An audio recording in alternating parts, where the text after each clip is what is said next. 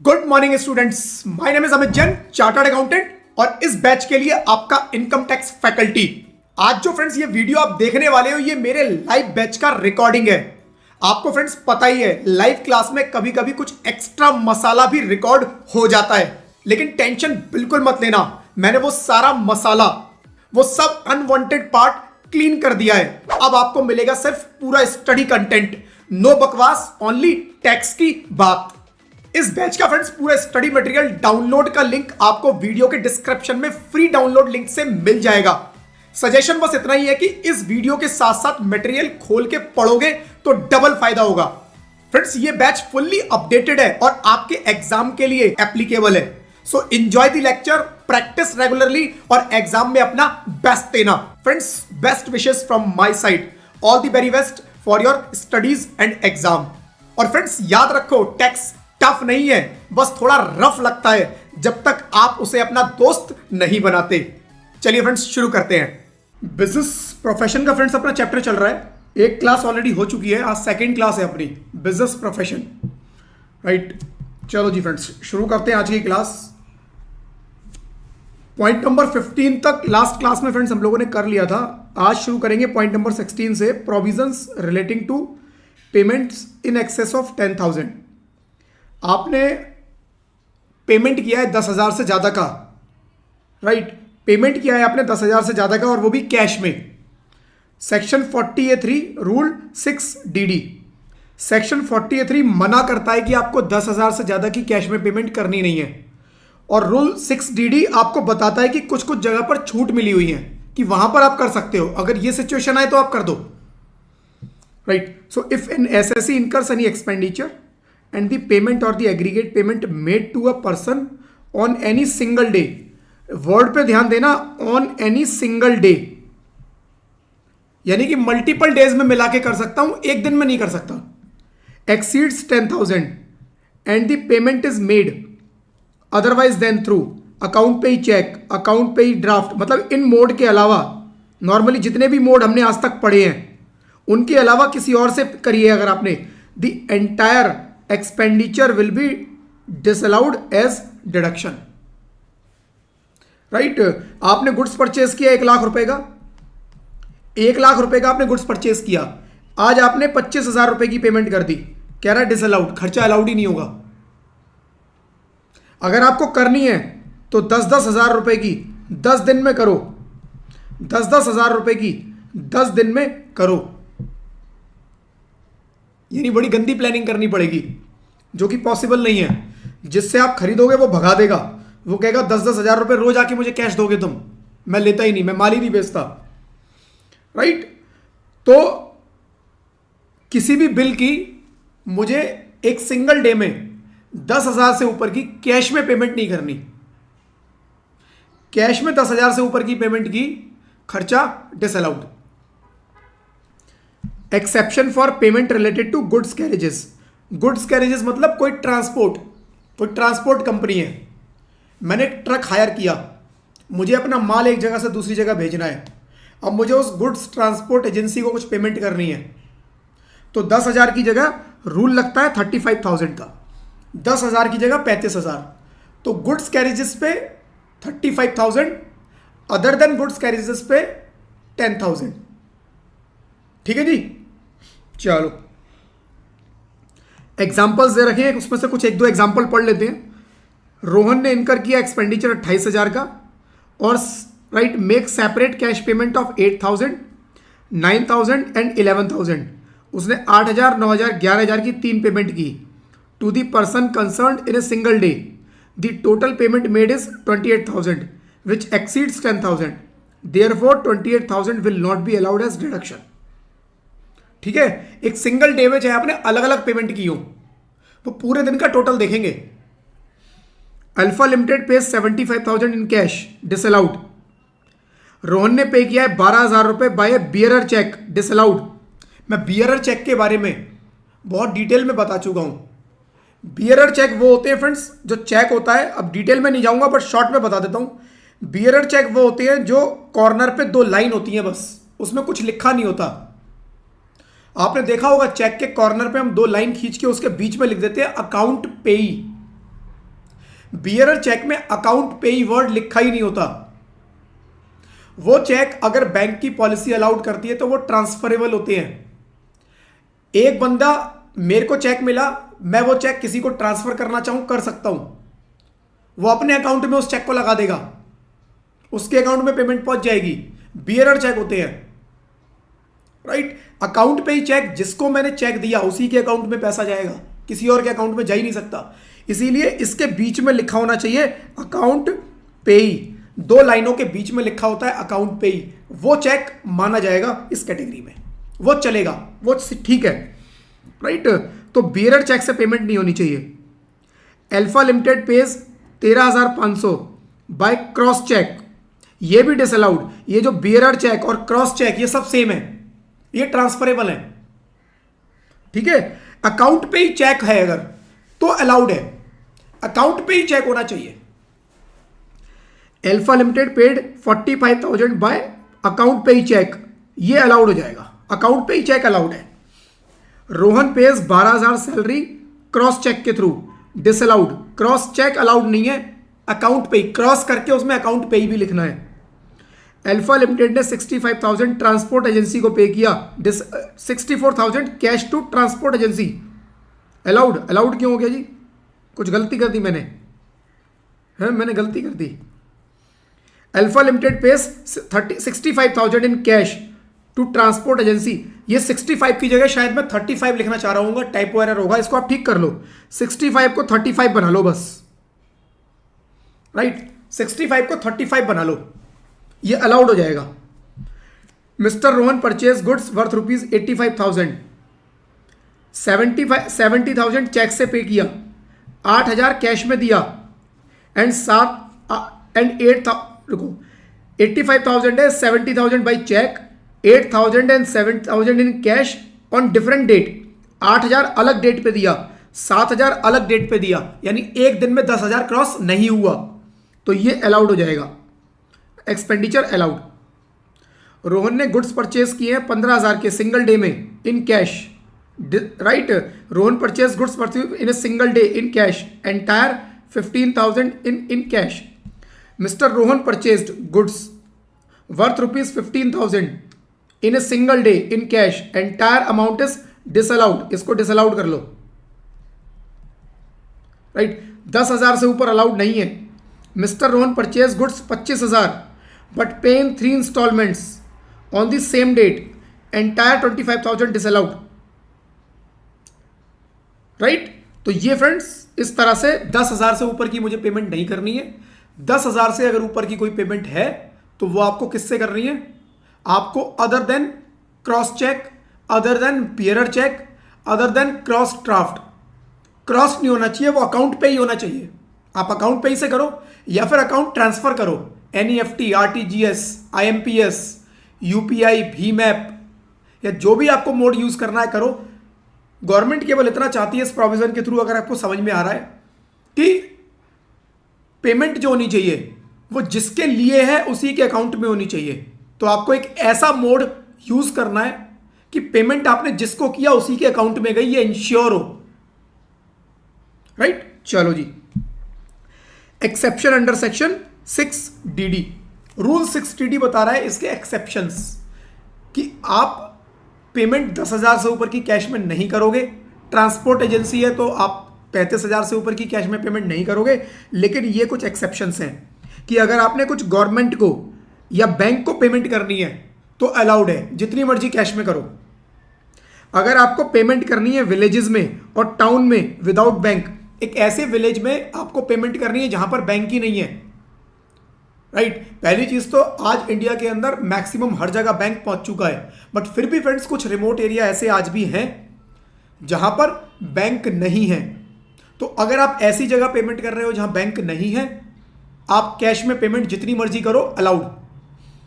Payment for certain purchases, आप agriculture और forest produce purchase कर रहे हो। एग्रीकल्चर फॉरेस्ट प्रोड्यूस किससे करा जाता है फ्रेंड्स?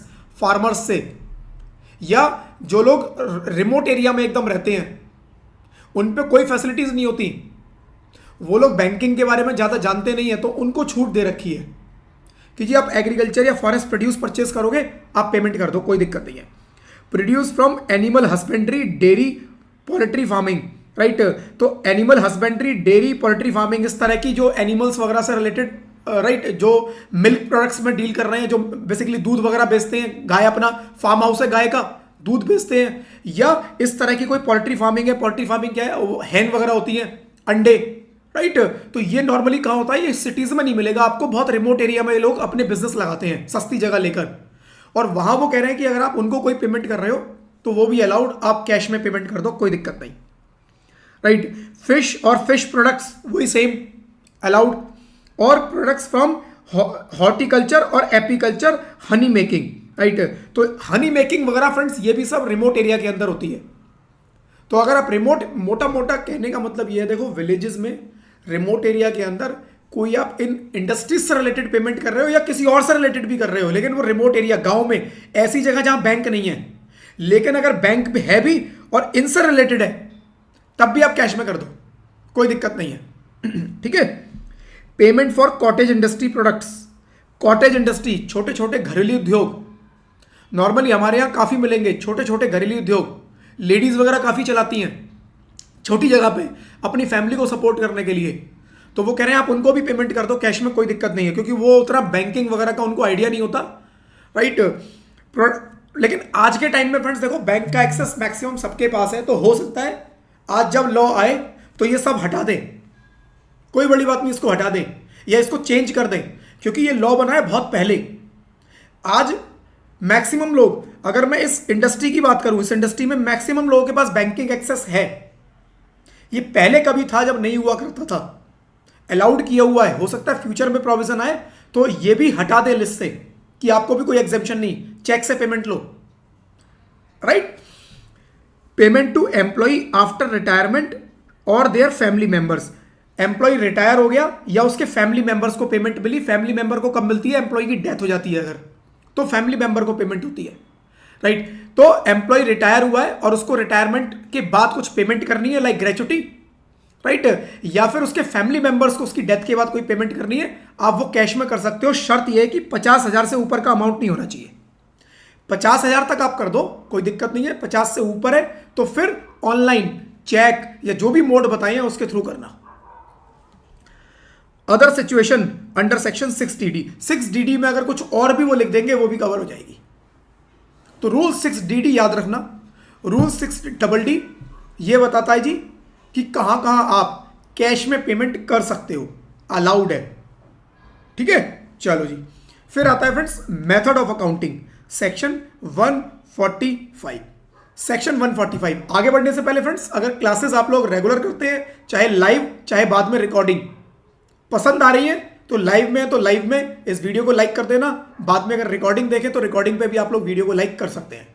चैनल को सब्सक्राइब जरूर कीजिएगा, नोटिफिकेशन बेल पे क्लिक भी कीजिएगा, सो दैट फ्यूचर के जो वीडियोस या फ्यूचर के जो मैं लाइव लेकर आऊंगा उसके नोटिफिकेशन यूट्यूब की साइट से आप लोगों के पास रियल टाइम पहुंच पाए। चलो जी, so friends method of accounting section 145। Method of accounting मतलब मैं अकाउंटिंग किस मेथड से करूं। दो मेथड होते हैं, एक होता है कैश, एक होता है मर्केंटाइल। कैश, मर्केंटाइल, मर्केंटाइल मतलब एक्रूअल बेसिस ऑफ अकाउंटिंग। दोनों में फर्क क्या है वो समझ लो पहले तो। भाई मैं अपना प्रॉफिट एंड लॉस अकाउंट बनाऊंगा, राइट, मैं अपना प्रॉफिट एंड लॉस अकाउंट बनाऊंगा। गुड मॉर्निंग युवराज, गुड मॉर्निंग। अब प्रॉफिट लॉस अकाउंट बनाऊंगा फ्रेंड्स, ये मेरा P&L है, राइट। इसके अंदर मैं यहां सारे एक्सपेंस डेबिट करूंगा और यहां मैं सारी इनकम क्रेडिट करूंगा, ठीक है। ये तो सब हमें समझ में आता है। अब इसके अंदर मैं खर्चे, एक एग्जांपल लेता हूं सैलरी के खर्चे का। सैलरी के खर्चे का एग्जांपल लेता हूं। सैलरी मार्च की है, मार्च की सैलरी है और मैं ये फाइनेंशियल्स बना रहा हूं मार्च के, मार्च का P&L बना रहा हूं। सैलरी मार्च की मेरी 1 लाख रुपए मेरे को पे करनी है। मैंने 7th of अप्रैल को पे की। मार्च की सैलरी 7 अप्रैल को, अगले महीने की 7 तारीख को मैंने अपने एम्प्लॉय को पे की। कितने? 1 लाख रुपए। मेरा क्वेश्चन ये है कि 1 लाख रुपए मार्च का खर्चा है कि अप्रैल का खर्चा है? मार्च का खर्चा है कि अप्रैल का खर्चा है? अगर मैं बोलता हूं एक्रूअल बेसिस पे, एक्रूअल बेसिस का मतलब खर्चा जिस पीरियड को बिलोंग करता है उसी में डेबिट होगा। खर्चा किस पीरियड का है? मार्च का। मार्च में डेबिट होगा। मैं बोलता हूं जी कैश बेसिस।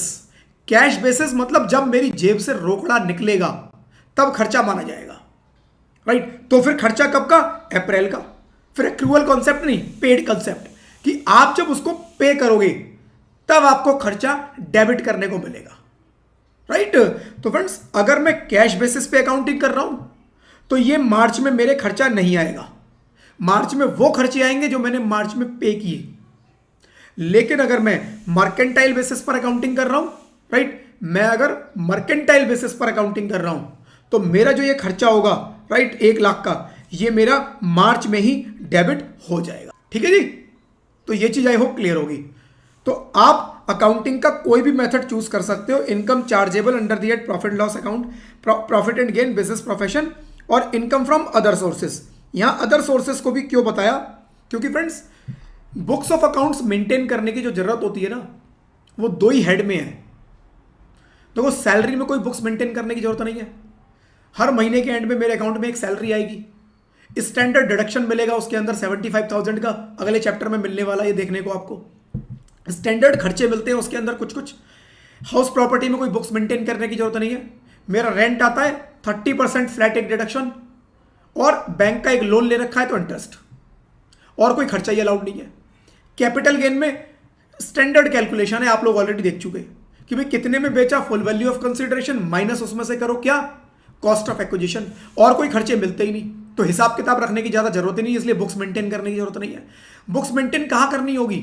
वहां जहां आपको लॉ बोलेगा कि खर्चे एक्चुअल बेसिस पे मिलेंगे, जितने करोगे उतने मिल जाएंगे, चाहे वो एक्रूअल हो चाहे वो पेड हो, वो एक सेपरेट इशू है। एक्रूअल और पेड सेपरेट इशू है, बट जितने भी खर्चे हैं सब एक्चुअल बेसिस पे ले लो। तो एक्चुअल बेसिस का मतलब ये है कि अब आपको हिसाब रखना पड़ेगा। आप बोलोगे ना एक्चुअल इतना हुआ, तो उसमें मल्टीपल तरह के खर्चे होंगे, 50 तरह के खर्चे हो सकते हैं। लॉ तो बता ही नहीं रहा कौन सा, आप जो मर्जी बोल सकते हो। तो आपको हिसाब रखना पड़ेगा, और हिसाब कहां रखना पड़ेगा? बिजनेस प्रोफेशन के अंदर एक्चुअल खर्चे मिल जाते हैं। अदर सोर्सेज में भी एक्चुअल खर्चे मिलते हैं। आप बोलोगे अदर सोर्सेज में कहां मिलते हैं? अदर सोर्सेज में आप सोचोगे कहां मिलेंगे? अदर सोर्सेज के अंदर आपको याद होगा ओनिंग एंड मेंटेनिंग रिसोर्सेज, वहां पर मैंने बताया था आपको एक्चुअल खर्चे मिलेंगे। लेकिन इनकम कहां पर टैक्सेबल है? अदर सोर्सेज में। ऐसे अदर सोर्सेज में लिखा है any other income. Any other income मतलब कोई और भी इनकम हुई है, और वहां लिखा है कि उससे रिलेटेड जो खर्चे हैं वो क्लेम कर लो, मतलब एक्चुअल खर्चे क्लेम कर लो। और जहां पर भी फ्रेंड्स एक्चुअल खर्चे क्लेम करने की बात आएगी, वहां पर आपको बताना पड़ेगा कि आप कौन से बेसिस पर बुक्स मेंटेन करोगे, और आपको बुक्स मेंटेन करनी पड़ेंगी। बुक्स मेंटेन करने के लिए सेक्शन 44AA आज पता नहीं आएगा नहीं आएगा, आ जाएगा या अगली क्लास में आएगा, शायद अगली क्लास में ही आएगा 44AA, ठीक है। लेकिन जो बताने का मतलब है कि बुक्स जो मेंटेन करनी है वो अगर आपकी इनकम टैक्सेबल है, कहां? बिजनेस प्रोफेशन में या फिर अदर सोर्सेज में, तभी आपको बुक्स मेंटेन करनी है, अदरवाइज बुक्स मेंटेन करने की जरूरत नहीं है। तो सेक्शन 125 बात करता है income from other business profession or other sources shall be computed in accordance with the either cash system or mercantile system. Regularly employed by employ. Regularly मतलब एक बार जो आपने ऑप्ट कर लिया उसको आप चेंज नहीं कर सकते। आपने बोला जी मैं मर्केंटाइल करूंगा, अब आप मर्केंटाइल ही करो। आपने बोला मैं कैश बेसिस पे करूंगा, तो आप कैश बेसिस ही करो। Once accounting system is adopted, it must be followed consistently. However, a change in accounting method is permitted only with the approval of assessing officer. आपको मर्केंटाइल से कैश पे जाना है, कैश से मर्केंटाइल जाना है, assessing officer से permission लेनी पड़ेगी। उसको जाके समझाओ बैठ के आप कि सर ये वजह है मैं चेंज कर रहा हूं। उसको लगेगा ठीक, रीजनेबल है आपकी बात, तो वो अलाउड करेगा, वरना अलाउड नहीं करेगा, right. Certain deductions to be allowed only on actual payment basis. आपने बोला जी मैं मर्केंटाइल बेसिस पर बुक्स मेंटेन करूंगा। मर्केंटाइल का मतलब क्या हुआ? मैंने पेमेंट किया नहीं किया, मुझे खर्चा P&L में डेबिट करने को मिल जाएगा। मैंने सैलरी की पेमेंट मार्च में की या नहीं की, अप्रैल में करूं चाहे मई में करूं सैलरी की पेमेंट, लेकिन मैं खर्चा डेबिट मार्च में कर दूंगा। यही है मर्केंटाइल, यही है एक्रूअल बेसिस ऑफ अकाउंटिंग, ठीक है। लेकिन सेक्शन 43B बता रहा है कि जी कुछ खर्चे ऐसे हैं जो पेमेंट बेसिस पर ही मिलेंगे। आप चाहे एक्रूअल बेसिस पे अकाउंटिंग करो, लेकिन खर्चे अलाउड आपके होंगे पेमेंट बेसिस पर। ये खर्चे हम एक्रूवल बेसिस पे आपको अलाउड ही नहीं करेंगे। ये बड़े क्रिटिकल टाइप के खर्चे हैं। गवर्नमेंट जो चाहती है कि आप जल्दी जल्दी पे करो, आप इसको होल्ड मत करो, इसको रोको मत, ये पेमेंट फटाफट से निकालो। इसीलिए ये कैश बेसिस पर दिए कि जब पे करोगे तब खर्चा मिलेगा, जब तक पे नहीं करोगे खर्चा ही अलाउड नहीं करेंगे हम। तो बंदे की मजबूरी बन गया कि भैया इसे जल्दी से पे कराओ। अब देखो कौन कौन से हैं। वो कह रहा है जी taxes, duties, cess, fees. Government कह रहा है सबसे पहले तो हमारी जो पेमेंट है वो पहले करो, जब तक हमारी पेमेंट नहीं करोगे खर्चे अलाउड नहीं होने देंगे हम। राइट। तो कोई भी अगर आपको टैक्स, ड्यूटी जिसका खर्चा मिलना है, जैसे म्युनिसिपल टैक्स हो गया, प्रोफेशनल टैक्स हो गया, कंपोजिशन टैक्स हो गया, कंपोजिशन टैक्स जीएसटी में हमने बात किया था, ये सब P&L में खर्चे अलाउड है। राइट। तो वो कह रहा है ये जब तक पे नहीं करोगे अलाउड नहीं करेंगे। दूसरा, employer contribution to welfare fund. Employer contribution to welfare fund आपको शॉर्ट में मैंने ऑलरेडी हिंट भी किया था एक प्रीवियस क्लास में। एम्प्लॉयर से मेरे पास सैलरी आती है 1 लाख रुपए, हर महीने मेरे पास सैलरी आएगी।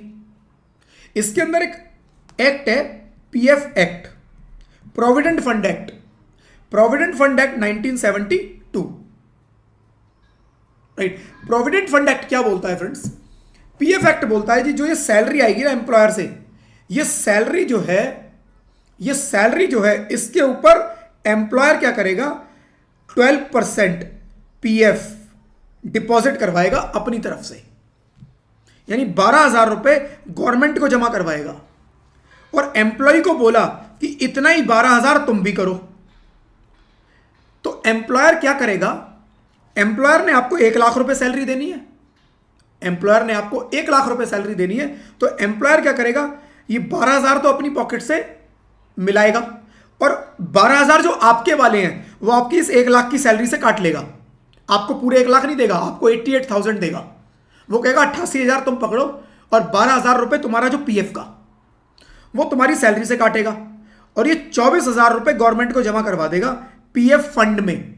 ये पीएफ फंड किसका है? इस एम्प्लॉय का। जब ये एम्प्लॉय रिटायर होगा, जब इस एम्प्लॉय के शरीर से परफ्यूम की जगह आयोडेक्स की स्मेल आएगी, यानी बेड पर होगा, दवाइयों की जरूरत होगी, कोई सपोर्ट चाहिए होगा, इसको काम करने लायक नहीं होगा, रिटायर हो चुका होगा, उस टाइम पर एम्प्लॉय इस पैसे को यूज करेगा।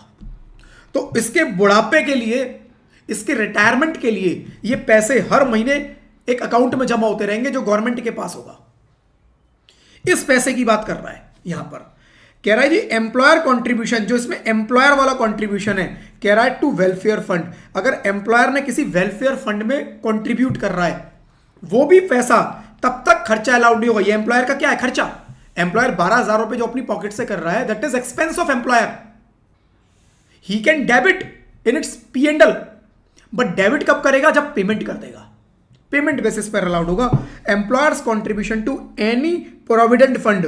अब फंड कई तरह के हो सकते हैं, प्रोविडेंट फंड हो सकता है, superannuation fund, gratuity fund, employ state insurance fund. ESI क्या है? मेडिकल फैसिलिटीज होती हैं। ईएसआई फंड में कुछ ईएसआई हॉस्पिटल होते हैं, और आप अगर ईएसआई को फंड में, ईएसआई में आप कंट्रीब्यूट कर रहे हो, तो उसके अंदर क्या होता है, आपको मतलब एक तो गवर्नमेंट हॉस्पिटल होते हैं। गवर्नमेंट हॉस्पिटल की क्या हालत है वो आप सबको पता है। कहीं कहीं बड़े अच्छे हैं, बट कहीं कहीं बड़े खतरनाक हैं कि आप जाना भी पसंद नहीं करोगे। लेकिन ये ईएसआई हॉस्पिटल जो होते हैं ना, वो वेल मेंटेन्ड होते हैं। ये वेल मेंटेन्ड हॉस्पिटल होते हैं, गवर्नमेंट के हैं बट वेल मेंटेन्ड हॉस्पिटल होते हैं। अच्छे इलाज इसके अंदर अवेलेबल होते हैं ज़्यादातर। तो एम्प्लॉय अगर इसमें रजिस्टर्ड है तो अपने इलाज करा सकता है फ्री। ठीक है। इन सब फंड्स के बारे में जो मैंने नाम लिए हैं ना, ये सैलरी के चैप्टर में आएंगे, तो अभी डिस्कस नहीं करूंगा।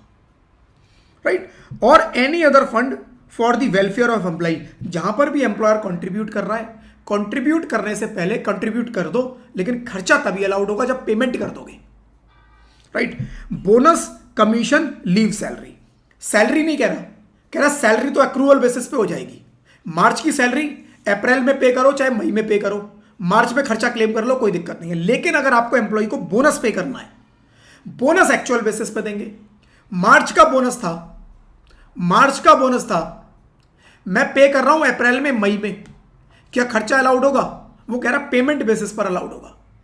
लेकिन एक्चुअली मई या जून या अप्रैल में भी पे कर रहा हूं तो अलाउड हो जाएगा, आगे जाके अभी बताऊंगा। बट अभी के लिए समझो कि नहीं होगा, अभी के लिए समझो नहीं होगा। अगर मैंने मार्च का बोनस मार्च के बाद पे किया है तो अभी के लिए ऐसा समझो नहीं होगा। आगे जाके बताऊंगा, एक सिचुएशन ऐसी आएगी जब ये खर्चे सारे मार्च के बाद पे किए फिर भी मार्च में अलाउड हो जाएंगे। ठीक है, ये सारे खर्चे, अभी आऊंगा उसके ऊपर।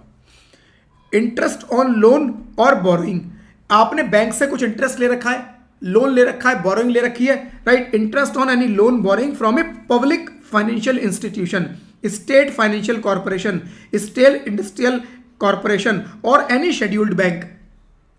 भैया बैंक से लोन लिया है तो गवर्नमेंट कह रही है बैंक को टाइम से पे करो इंटरेस्ट, इसीलिए वो खर्चे भी पेमेंट बेसिस पर।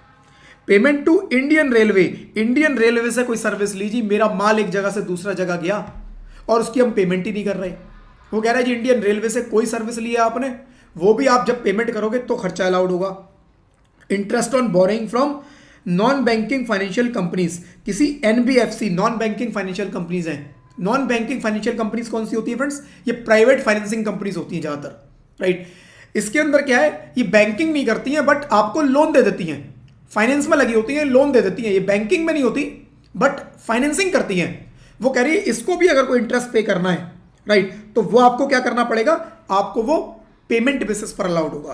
Payment to micro and small enterprises, एक आपने फ्रेंड्स वर्ड सुना होगा MSME, MSME, micro small and medium enterprises. Micro बहुत छोटी, स्मॉल थोड़ी छोटी, मीडियम छोटी से थोड़ी बड़ी वाली एंटरप्राइजेस, यानी बड़ी बड़ी कंपनियों को छोड़कर छोटी जो कंपनियां होती है ना, उनको प्रोटेक्शन देने के लिए ये ऐसी कंपनी किसी को काम सर्विस दे रही है, गुड्स सप्लाई कर रही है, तो वो कह रहे हैं जी इनकी भी पेमेंट टाइम से करो, क्योंकि ये छोटी छोटी कंपनियां हैं, इनको फंड्स की दिक्कत होती है। आप इनके अगर पैसे रोक लेते हो, इनकी पेमेंट रोक लेते हो तो इन बेचारों का बिजनेस रुक जाता है।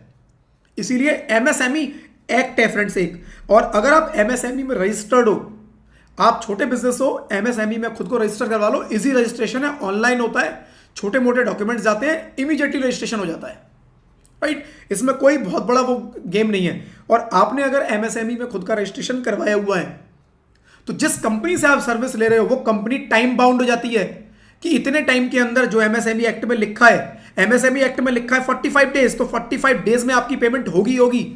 बाकी सारी पेमेंट रुक जाएंगी, लेकिन ये नहीं रुकेगी, क्योंकि अगर ये रुक गई साल के एंड में ऑडिट होगा, ऑडिट में केस पकड़ा जाएगा, बड़ा बड़ा हाईलाइट कर दिया जाएगा कि एमएसएमई की पेमेंट रुकी गई है, कंपनी की बैंड बच जाएगी।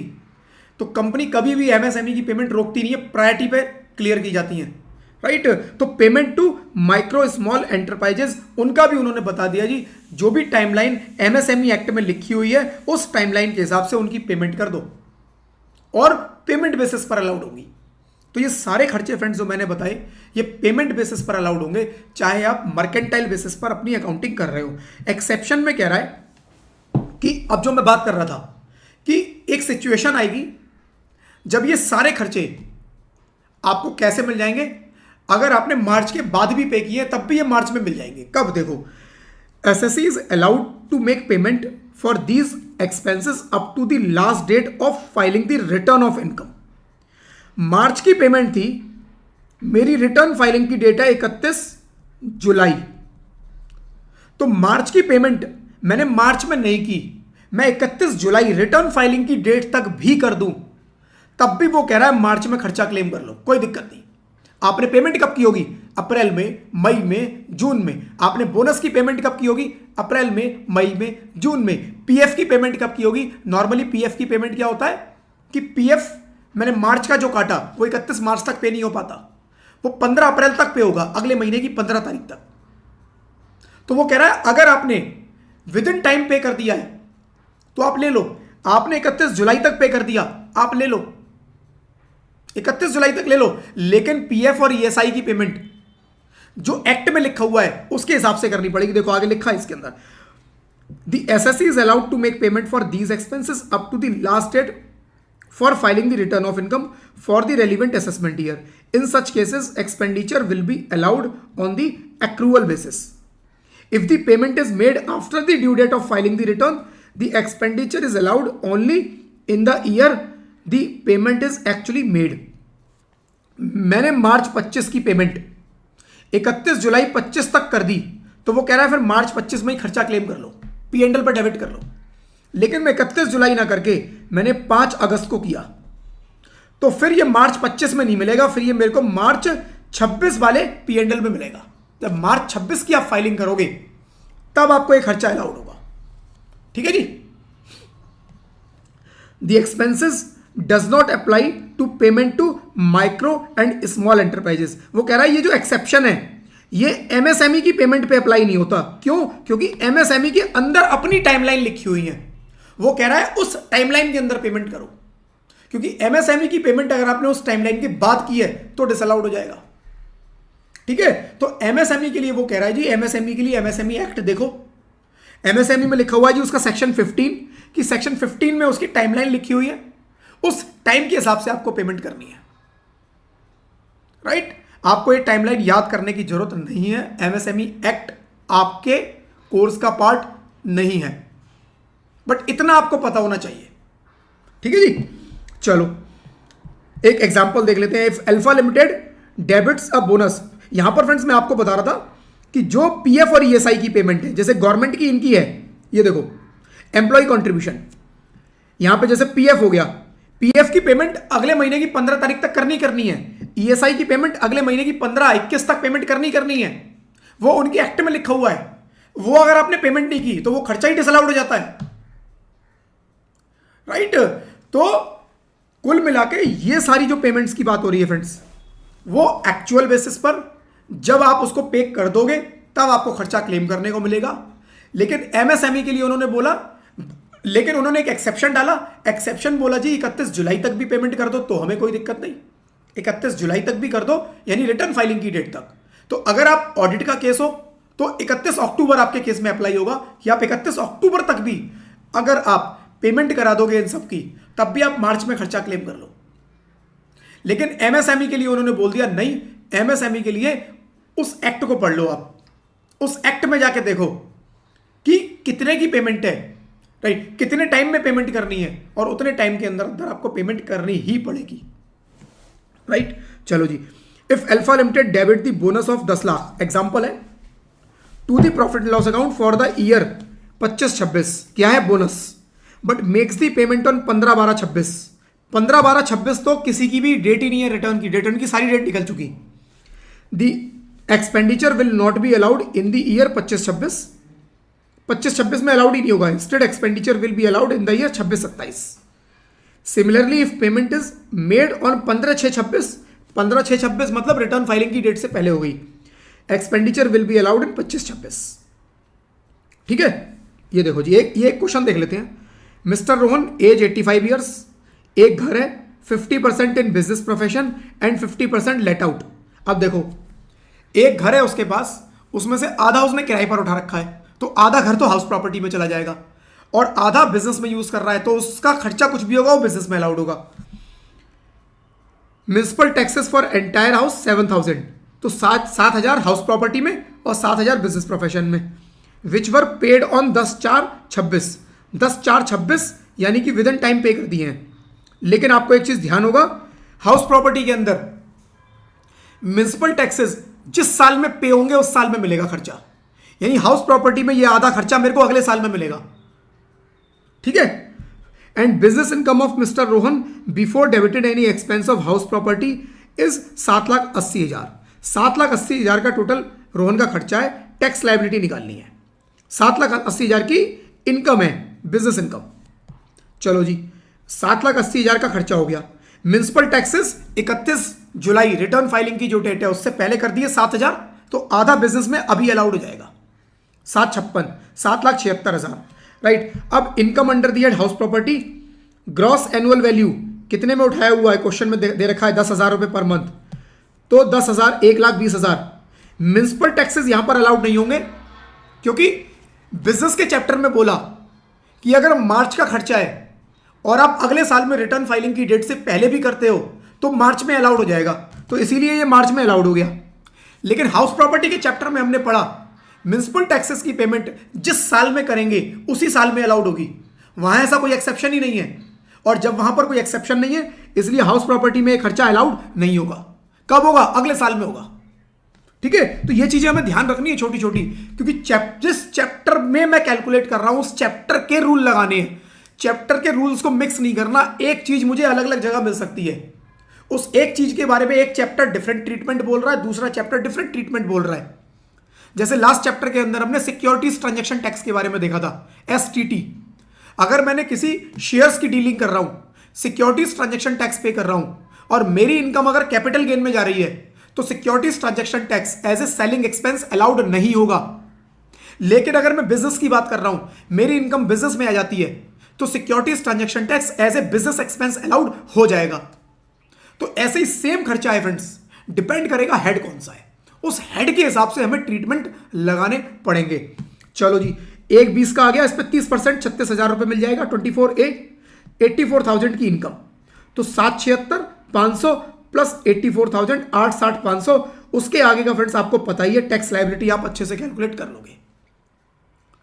ठीक है, चलो देन डिडक्टिबिलिटी ऑफ इंश्योरेंस प्रीमियम। कह रहा है इंश्योरेंस प्रीमियम पे किया है।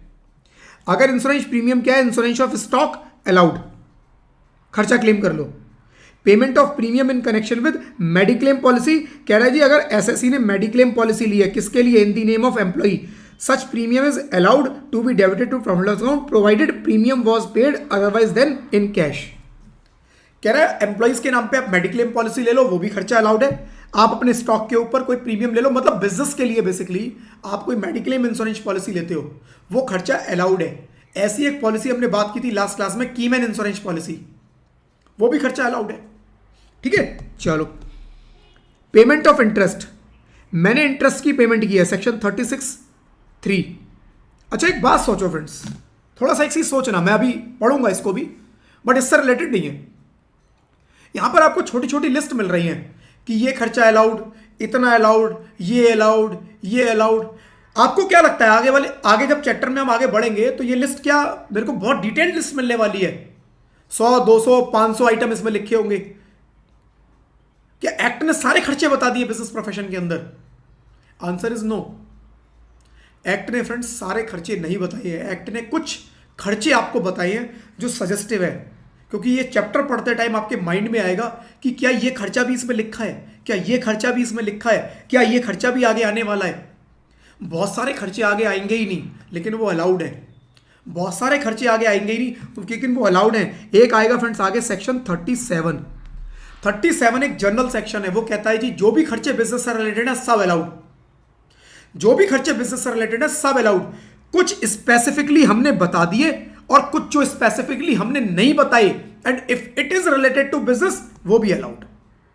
तो माइंड में जब इन हेड्स को आप पढ़ो तो ये मत सोचना कि आगे एक बहुत बड़ी लिस्ट मिलने वाली है। कोई बहुत बड़ी लिस्ट नहीं मिलेगी, एक छोटी सी लिस्ट है। एक छोटी सी लिस्ट है जो उन्होंने बताई है कि ये खर्चे आपको अलाउड होंगे। जो इस लिस्ट में कवर नहीं है वो एक इस जनरल सेक्शन में कवर होगा जाके, लेकिन आपको ये जस्टिफाई करना पड़ेगा कि ये रिलेटेड टू बिजनेस है, बस। ठीक है, चलो तो आपने कोई इंटरेस्ट पे किया है, if assessee has taken a loan for the purpose of business profession, interest on such loan is allowed, right. No interest is allowed to proprietor on capital, मतलब प्रोप्राइटर ने कैपिटल लगाई, मेरा proprietorship का business है, मैंने 10 लाख रुपए business में लगाई। अब मैं बोलता हूं हर साल 10% इसमें से इंटरेस्ट निकालूंगा। 1 लाख रुपए का इंटरेस्ट मैंने निकाल लिया और बिजनेस में 1 लाख का खर्चा बुक करना चाहता हूं। कह रहा है ये अलाउड नहीं है, राइट, ये अलाउड नहीं है। इसी तरह से कोई सैलरी या अदर पेमेंट जो प्रोप्राइटर को होंगी, कह रहा है कुछ अलाउड नहीं है। प्रोप्राइटर बिजनेस से कुछ भी निकालेगा वो एज ए एक्सपेंस अलाउड नहीं होगा। ठीक है, तो इसका मतलब निकाल नहीं सकता, निकाल सकता है, ड्राइंग्स हैं, खर्चा नहीं है, ड्राइंग्स होंगी वो, right. Profit chargeable to tax section 41 कह रहा है कुछ चीजें हम बता रहे हैं, नॉर्मली सारी इनकम, नॉर्मली जो भी आप कमाओगे सब कहां जाएगा, बिजनेस प्रोफेशन में, टैक्सेबल है।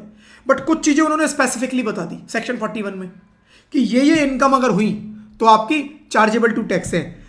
Generally a person can not have income under the head business profession without actually having business और profession. However under section 41 certain income shall be taxable under the head business profession even if SSE does not have any business or profession। कह रहा normally आपका business या profession exist करना चाहिए, तभी आपकी business या प्रोफेशन से इनकम आएगी। लेकिन अगर इस तरह का कुछ सिनेरियो होते हैं जो नीचे दिए हैं और आपका बिजनेस प्रोफेशन नहीं भी है उस टाइम पर, पहले होगा आज नहीं है, तब भी आपकी इनकम बिजनेस में ही काउंट होगी। कौन कौन से हैं देख लो। Recovery of amount debited to profit and loss account, recovery of amount debited to profit loss account. मेरा कोई पैसा था पुराना जिसकी आज रिकवरी हुई है, right. If any assessee has debited any amount to profit and loss amount in the previous year, right. कुछ पैसा आना था, नहीं आया, बैड डेट्स मैंने प्रॉफिट लॉस अकाउंट में डेबिट कर दिए, 3 साल 4 साल बाद मेरे पास उसकी रिकवरी हो गई। वो कह रहा है subsequently recovers amount it will be considered income under the business profession. जिस साल में रिकवरी होगी उस साल में इसको इनकम बना देंगे। दूसरा बोल रहा है recovery of successor in business, recovery of successor in business.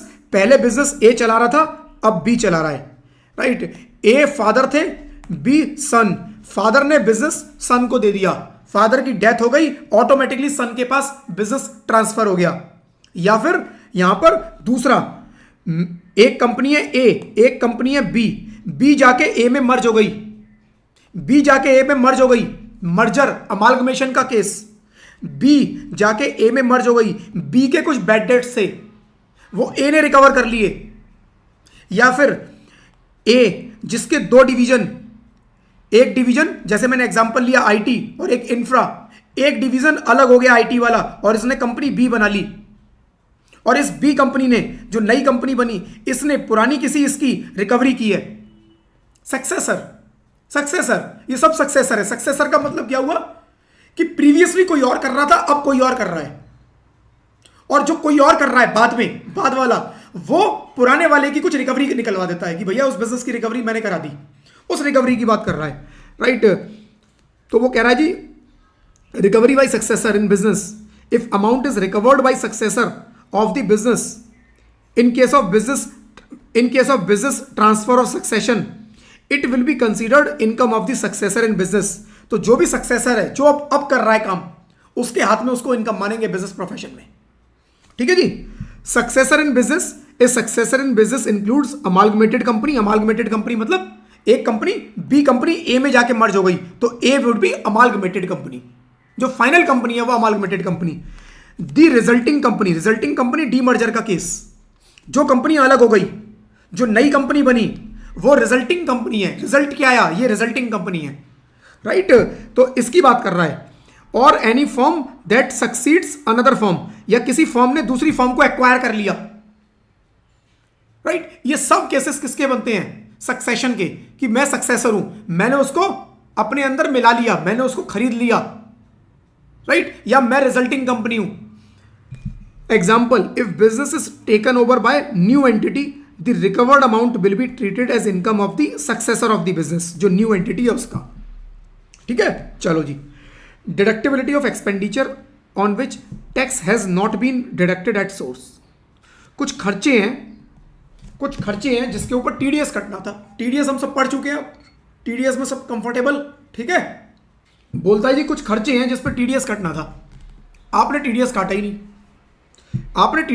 नहीं, वो कह रहा है खर्चा डिसअलाउड होगा। कितना वो बताया है यहां पर कि टीडीएस बनता था, नहीं काटा, टीडीएस बनता ही नहीं था तो कोई दिक्कत नहीं है, टीडीएस बनता ही नहीं था कोई दिक्कत नहीं है। मैं रेंट की पेमेंट करता हूं 40,000 रुपए महीने की, टीडीएस कितने पे कटेगा, 50,000 पे। 40,000 रुपए मंथली रेंट की पेमेंट करता हूं, टीडीएस नहीं काटता, तो क्या खर्चा अलाउड डिसअलाउड होगा? Answer is no. Expenses allowed, क्योंकि इस पर टीडीएस बनता ही नहीं। लेकिन अगर टीडीएस बनता और मैं नहीं काटता टीडीएस, तब ये प्रोविजन आएंगे बीच में। क्या है देख लो, TDS for payment of interest royalty outside India or to a resident in India, section 40A(I), right. TDS for payment of interest, मैं इंटरेस्ट की पेमेंट कर रहा हूं, रॉयल्टी की पेमेंट कर रहा हूं, कहां, आउटसाइड इंडिया कर रहा हूं, या रेजिडेंट इन इंडिया है उसको पेमेंट कर रहा हूं। If a person has paid any interest, royalty, technical fees और any other sum chargeable to income tax, यानी कि कोई भी पेमेंट हो, ये एग्जाम्पल के लिए लिखे हुए हैं, लिख रहा है टेक्निकल फीस और any other sum chargeable to income tax, कोई भी अमाउंट जो इनकम टैक्स में चार्जेबल, मतलब वो इनकम टैक्स में चार्जेबल होती है, राइट, और आपने उस पर टीडीएस नहीं काटा, पेमेंट किसे कर रहे हो आप? To a non resident in India, the expenditure shall be allowed as deduction only if, right, tax is deducted at source. TDS आपने काट लिया है उस साल के एंड तक, मार्च तक आपको टीडीएस काट लेना है जो मार्च से रिलेटेड है, और taxes paid to the government by the last date of filing return of income. Return filing की डेट 31 जुलाई, 31 जुलाई तक उस टैक्स को गवर्नमेंट को भी पे करा देना। अगर रिटर्न फाइलिंग की डेट 31 अक्टूबर, तो रिटर्न फाइलिंग की डेट तक 31 अक्टूबर तक गवर्नमेंट को टैक्स की पेमेंट करा देना।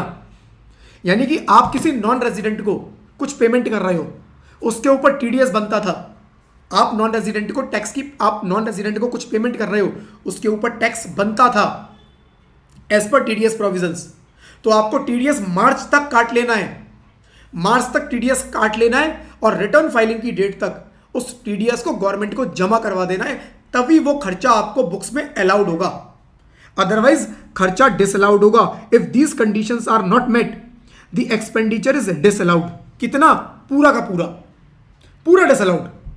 नॉन रेजिडेंट की बात कर रहा हूं अभी केवल जो फ्रेंड्स मैं बात कर रहा हूं वो नॉन रेजिडेंट की बात कर रहा हूं। देखो जी लिखा हुआ है नॉन रेजिडेंट, नॉन रेजिडेंट, अभी रेजिडेंट की बात नहीं हो रही, रेजिडेंट का आगे आएगा, रेजिडेंट का आगे आएगा, राइट। तो नॉन रेजिडेंट को मैं कुछ भी पेमेंट करूं जिस पर टीडीएस कटना चाहिए था, मैंने नहीं काटा, तो खर्चा total disallowed.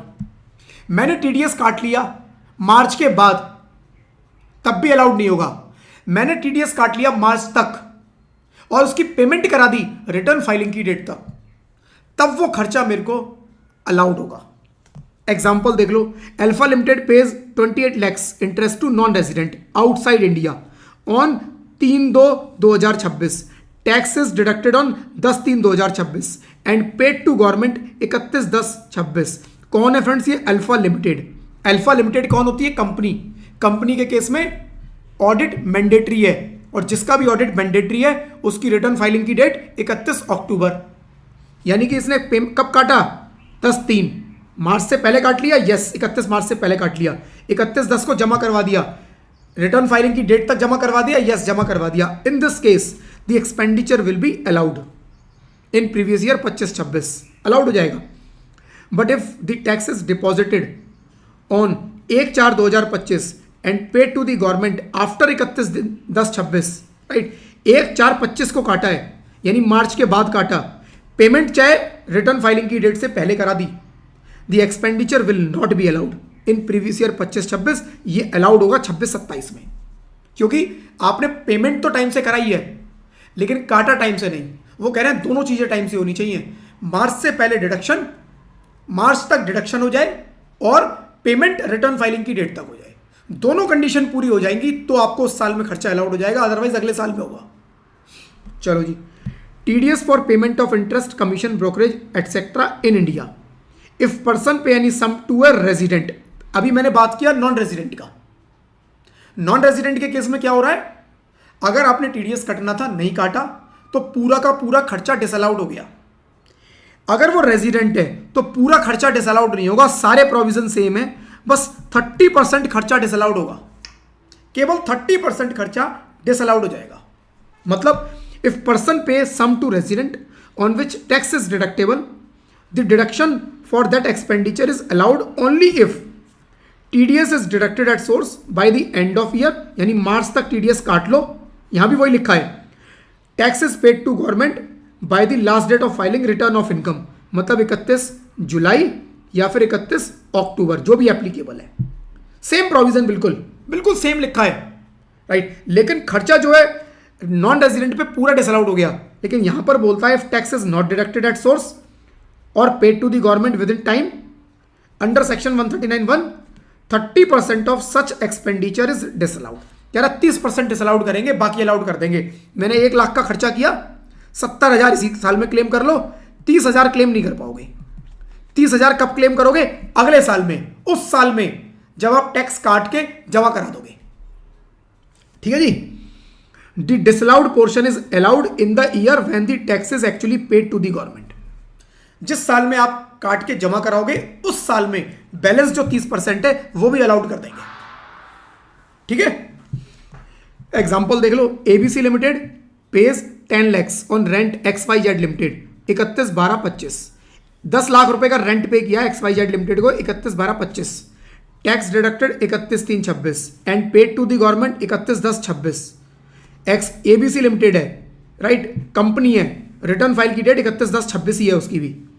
The full expenditure of 10 lakh will be allowed in the previous year 25/26 if the tax deducted after 31/3/26।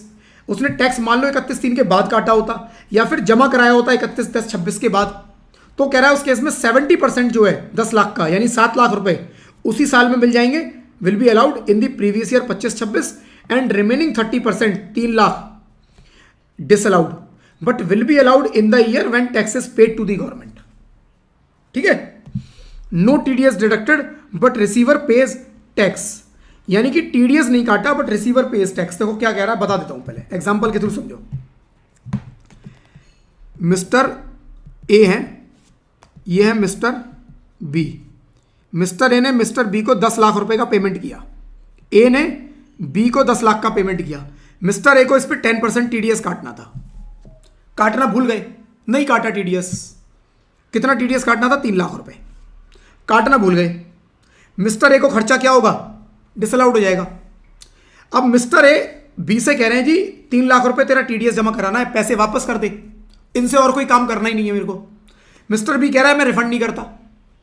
अब ये अपनी पॉकेट से जमा कराए, वो कह रहा है मैं नहीं कराऊंगा, कुछ नहीं हो रहा, कुछ नहीं। ए ने बोला मैं कुछ नहीं करूंगा, लेकिन बी की तो मजबूरी है ना। बी की 10 लाख रुपए आए, बी की 10 लाख क्या है? इनकम, इनकम है। तो अगर ये 3 लाख इसको रिफंड नहीं भी कर रहा है कोई दिक्कत नहीं है। 10 लाख पे जब अपनी ये टैक्स लायबिलिटी कैलकुलेट करेगा तो इसे खुद टैक्स पे करना पड़ेगा। अगर कोई टीडीएस नहीं कटा तो इसका मतलब ये नहीं है कि मेरे को टैक्स का बेनिफिट मिल गया, बेनिफिट नहीं मिला फ्रेंड्स। आप जब इस 10 लाख पे टैक्स की पेमेंट करोगे तो आपको इस पे खुद से टैक्स पे करना है। ऑलरेडी हम लोग इस तरह के एग्जांपल देख चुके हैं। या तो मैं एडवांस टैक्स पे करूंगा, मेरा टीडीएस अगर नहीं कटा तो मैं या तो एडवांस टैक्स पे करूंगा, तो मिस्टर बी या तो इसके ऊपर फिर एडवांस टैक्स पे करेंगे, और एडवांस टैक्स पे नहीं किया तो फिर मिस्टर बी इसके ऊपर 234 एबीसी की पेनल्टी देंगे, इंटरेस्ट पे करेंगे, राइट? क्योंकि टैक्स की डिडक्शन हुई नहीं, या तो टीडीएस कट जाए या फिर एडवांस टैक्स पे कर दो। अब सिचुएशन समझो जो लिखी है वहां पर, ये तो था एक पिक्चर। अब मिस्टर बी ने क्या काम किया? मिस्टर बी ने इस 10 लाख पे खुद से टैक्स पे कर दिया। कब? इनकी डेट थी 31 अक्टूबर, इन्होंने 31 अक्टूबर तक खुद से ही पे कर दिया, राइट? तो लॉ ये बोल रहा है कि मान लो मिस्टर ए ने गलती से कोई टीडीएस नहीं काटा, मिस्टर ए का खर्चा डिसअलाउड हो गया है 30%, कितना? 3 लाख रुपए का खर्चा डिसअलाउड हो गया। लेकिन मिस्टर बी अगर इस टैक्स पर खुद, इस अमाउंट पर खुद से टैक्स पे कर देते हैं और एक सीएसएस सर्टिफिकेट ले लेते हैं, इनके सीएसएस सर्टिफिकेट ले लेते हैं कि यस जो मिस्टर बी की ये 10 लाख रुपए की इनकम थी जो मिस्टर ए ने पे की है, उस पर मिस्टर बी टैक्स पे कर चुके हैं गवर्नमेंट को, तो मिस्टर ए को ये जो 3 लाख का खर्चा है वो भी अलाउड हो जाएगा। ये लिखा हुआ है। भाई गवर्नमेंट चाहती क्या है? हमारे पास टैक्स आ जाए।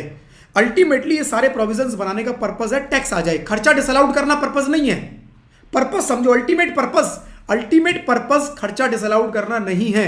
गवर्नमेंट की इंटेंशन खर्चा डिसअलाउड करना नहीं है, गवर्नमेंट की इंटेंशन है टैक्स की रिकवरी। अब चाहे वो मिस्टर ए से आए, मिस्टर बी से आए, जहां मर्जी से आए, वो कह रहे जी मिस्टर ए से आनी चाहिए थी, हमने इनका खर्चा रोक लिया, 3 लाख रुपए का खर्चा इन्हें अलाउड ही नहीं किया, ठीक है? लेकिन मिस्टर बी ने पे कर दिया। मिस्टर बी कह रहा है मैंने पे कर दिया, 10 लाख पे जो टैक्स बनता था मैंने पे कर दिया, चाहे एडवांस टैक्स पे किया चाहे बाद में सेल्फ असेसमेंट टैक्स पे किया। इनके सीए ने एक सर्टिफिकेट भी दे दिया इसको कि हाँ जी ये जो खर्चा है इनकम दिखा दी गई है, टैक्स पे कर दिया गया है। अब गवर्नमेंट कर रही है हमें रोक के करना क्या है इसको? आप ले लो खर्चा, हमारे पास हमारा टैक्स आ गया, चाहे ए से आया चाहे बी से आया, ठीक है जी? तो यही फ्रेंड्स बात यहां पर लिखी हुई है कि अगर no TDS deducted but receiver pay tax, कि मिस्टर ए टैक्स काटना भूल गए लेकिन रिसीवर कौन? मिस्टर बी, उन्होंने टैक्स की पेमेंट कर दी है। If person received payment has paid the tax on the amount and filed return, उसने अपनी रिटर्न फाइल कर दी है टैक्स पे करके, and a chartered accountant certify this, एक सीएसएस सर्टिफिकेट भी मिल जाता है, it will be presumed that tax was deducted at source, मान लिया जाएगा टैक्स पे कर दिया है, टैक्स काट लिया गया है, and paid on the date of received filed their return of income. तो जिस डेट पर मान लो मिस्टर बी ने 31 अक्टूबर को टैक्स पे किया और 31 अक्टूबर को अपनी आईटीआर भी फाइल कर दी, तो हम मान लेंगे कि मिस्टर ए ने ही ये टैक्स 31 अक्टूबर को पे कर दिया था। हम ये मान लेंगे कि मिस्टर ए ने 31 अक्टूबर को ये पे कर दिया गया था। और जो सेक्शन 234 ए, सेक्शन 234 बी, सेक्शन 234 सी एडवांस टैक्स पे जो इंटरेस्ट लगता है वो 31 अक्टूबर तक का अप्लाई होगा। अब ये भी ध्यान रखना, ये एडवांस टैक्स की बात है जो यहां पर बता रहा हूं, राइट। अगर इस तरह की सिचुएशन आ जाए और आपसे बोल दिया जाए एडवांस टैक्स की कैलकुलेशन करो, इंटरेस्ट की कैलकुलेशन करो under section 234 A B C, कौन सी डेट लोगे, कौन सी डेट तक की लोगे? 31 अक्टूबर, जब बी ने पेमेंट की है। वो डेट मान लेना कि ए ने इस डेट को पेमेंट की है और 234 ए बी सी इस डेट तक कैलकुलेट कर देना। 234 सी 31 मार्च तक होगा, 234 बी 31 अक्टूबर तक होगा, 234 ए 31 अक्टूबर तक होगा, राइट। और इससे रिलेटेड काफी सारे प्रोविजंस हैं, वो उन चैप्टर में हम लोग देख चुके हैं, राइट। तो उसकी डिटेल में हम नहीं जाएंगे। चलो जी, example, alpha limited pays 10 lakhs on rent to beta limited on 31/12/25 but does not deduct tax. Alpha limited ने 10 लाख पे किए बट टैक्स नहीं काटा। Beta limited deposit the tax, beta limited ने खुद ही उस टैक्स को जमा करवाया और रिटर्न फाइल कर दी 31/10/26 तक। In this case it will be presumed that tax was deducted on 31/10/26 and paid to the government. ये माना जाएगा कि टैक्स 31/10/26 को ही काटा है और 31/10/26 को ही जमा करवाया। किसने? अल्फा ने। ये हम मान लेंगे। Alpha limited will get 70% deduction for expenditure in 25-26 और 30% इन 26-27। 26 राइट, क्योंकि 31/10 को मान रहे हैं हमने काटा है। जब 31/10 को काटा और 31/10 को ही जमा करवाया, कट जाना चाहिए था मार्च तक, जमा हो जाना चाहिए था 31 अक्टूबर तक, तो मेरे को सेम ईयर में खर्चा मिल जाता। लेकिन कटा भी अगले साल में, जमा भी अगले साल में हुआ है, तो ये खर्चा भी अगले साल में ही अलाउड होगा। ठीक है, चलो जी। Exemption for small rent payment. ये फ्रेंड्स स्मॉल रेंट पेमेंट एक एग्जांपल है। स्मॉल से मतलब क्या है कि छोटी छोटी पेमेंट जिस पर टीडीएस अप्लाई नहीं होता। उस केस में जो मैंने स्टार्टिंग में बताया कि टीडीएस अगर अप्लाई ही नहीं होता तो आपने टीडीएस नहीं काटा है तब भी आपको खर्चा अलाउड हो जाएगा। ये तो एक जनरल सी बात है, कॉमन सेंस वाली बात है कि अगर लॉ बोल रहा है टीडीएस मत काटो, मैंने नहीं काटा, अब लॉ ये थोड़ी ना बोलेगा मुझे तुमने टीडीएस नहीं काटा तो खर्चा डिसअलाउड। भाई तुमने बोला इतना अमाउंट तक मेरे को टीडीएस काटने की जरूरत नहीं है, मैंने नहीं काटा, राइट। बस यही बात एक एग्जांपल के साथ लिखी हुई है। If total rent payable is up to 240, friends इस 240 को हटा दो क्योंकि पिछले साल तक ये 240 पर एनम था, अब ये हो गया है 50,000 पर मंथ। इसको ठीक कर लेना, ये टाइपो एरर रह गया उसके अंदर, चेंज होने से रह गया है, तो इसको चेंज कर लेना। If total rent payable is up to 50,000 per month, no TDS is required under section 194I।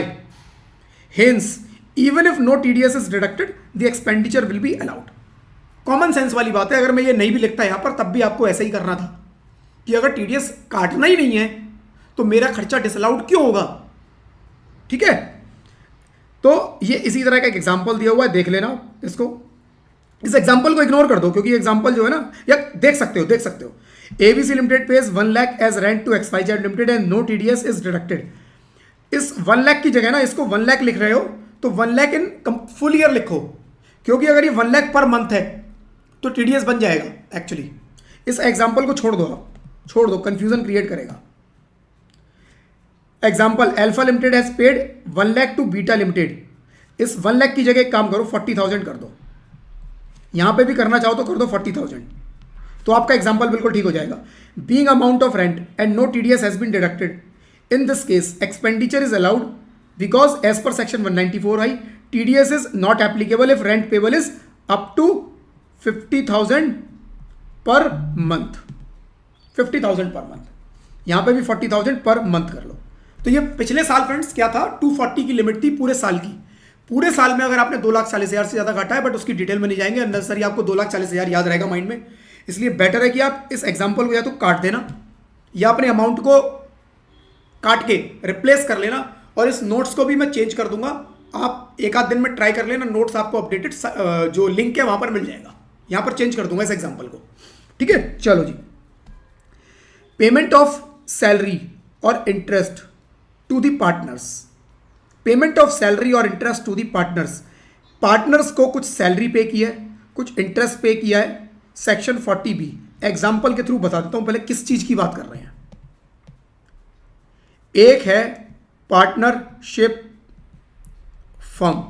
Firm का नाम है A B and company. A B and company के दो partner mister A mister B. इस firm ने अपने partners को क्या पे किया? इंटरेस्ट पे किया।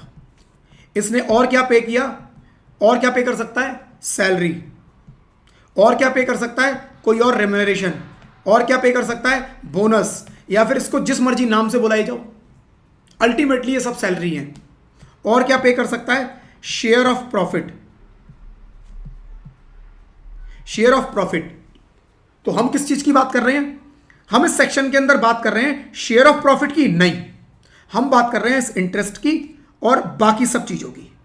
सैलरी, बोनस, रेम्यूनरेशन, जो भी है, जिस मर्जी नाम से बुलाओ, राइट। हम इन आइटम्स की बात कर रहे हैं इस सेक्शन के अंदर, शेयर ऑफ प्रॉफिट की बात नहीं कर रहे, राइट। हम इस शेयर ऑफ प्रॉफिट की बात नहीं कर रहे। Good morning Payal, good morning. एक क्रॉनिक लव नाम है, बड़ा अच्छा सा नाम है। Hello everyone, sir I am new, how to approach your course. Sir मेरा पूरा कोर्स यूट्यूब पर लाइव अवेलेबल है। प्रीवियस वीडियो सारी लाइव यूट्यूब पर चैनल है, आप जाके वहां से देख सकते हो। और फ्यूचर की जो क्लासेस होंगी, अभी फ्यूचर की ज़्यादा क्लासेस बची नहीं है मेरे हिसाब से। 2 क्लासेस अभी बिजनेस प्रोफेशन की होंगी, 5 क्लासेस सैलरी की होनी है। तो 5, 6, 7 क्लासेस टोटल और बची हैं, वो आप लाइव मेरे साथ ज्वाइन कर सकते हो। लाइव के बाद रिकॉर्डिंग देखनी है, रिकॉर्डिंग यूट्यूब पर अवेलेबल रहती है, ठीक है। चलो जी, और उसी यूट्यूब वीडियो के डिस्क्रिप्शन में सारे नोट्स पड़े हुए हैं, वहीं से आप सारे नोट्स के पीडीएफ डाउनलोड कर लेना, ठीक है। सैलरी का भी वहां नहीं है, सैलरी का जब चैप्टर शुरू होगा उससे 1-2 दिन पहले डाल दूंगा, सैलरी का वहीं डलेगा। बिजनेस प्रोफेशन तक सब पड़े हुए हैं वहां पर नोट्स। चलो जी, बिजनेस प्रोफेशन मुझे अपडेट करना है, जो छोटा सा चेंज निकला है इसके साथ मुझे अपडेट करना है, वो मैं कर दूंगा, ठीक है। तो हम किसकी बात कर रहे हैं? हम बात कर रहे हैं जी इंटरेस्ट पे किया या salary, bonus, commission, remuneration partners को पे किया। तो कह रहा है जी अगर इंटरेस्ट आप पे करते हो तो आप 12% से ज्यादा पे नहीं करोगे। फर्म अपने पार्टनर्स को 15% इंटरेस्ट पे कर देती है, तो क्या फर्म का खर्चा 15% अलाउड है? नहीं, वो कह रहे हैं 12%। पार्टनर्स की कैपिटल, ए की कैपिटल 10 लाख, बी की कैपिटल 10 लाख, कह रहा है पूरे साल मैक्सिमम 1,20,000, 12%, 12%, 1.2 लैक्स, 1.2 लैक्स। कह रहे इतना खर्चा, इतना आप पे कर दो और पीएनएल में खर्चा क्लेम कर लो। 2,40,000 का पार्टनरशिप फर्म की बुक्स में खर्चा क्लेम हो जाएगा। कितने का? 2,40,000। फर्म ने इससे ज्यादा पे किया है, डिसअलाउड, केवल 2,40 तक, ठीक है। दूसरा, salary, bonus, commission, remuneration. Salary, bonus, commission, remuneration के केस में क्या बोलता है? उसमें कैलकुलेशन बताइए, उसमें कुछ कैलकुलेशन बताई कि payment of salary, bonus, commission, remuneration, जिस मर्जी नाम से बुलाओ, इंटरेस्ट के अलावा या शेयर ऑफ प्रॉफिट के अलावा। शेयर ऑफ प्रॉफिट अलग चीज है, इंटरेस्ट अलग चीज है, इसके अलावा आपने जो मर्जी पे किया है वो सब यहां आ जाएगा। और किसको? वर्किंग पार्टनर्स को अलाउड है। तो payment of salary, bonus, commission, any other form of remuneration is permitted only for working partners. भाई जो वर्किंग पार्टनर होगा उसी को तो सैलरी मिलेगी। मैं फर्म देखता नहीं, मैं फर्म में काम नहीं करता, मैं कुछ भी नहीं करता, मैंने पैसा लगा रखा है फर्म में। अगर पैसा लगाया है तो मुझे इंटरेस्ट मिल जाएगा, बनता है। मुझे प्रॉफिट का शेयर मिलेगा, बनता है, क्योंकि मैंने एग्री किया है कि इतने का मेरा शेयर होगा, इतने का। लेकिन सैलरी तो भैया उसी को मिलेगी जो काम करेगा। सैलरी फ्री में नहीं मिलती किसी को। तो इसीलिए working partner, the maximum allowable amount of such payment is determined based on the firms book profit.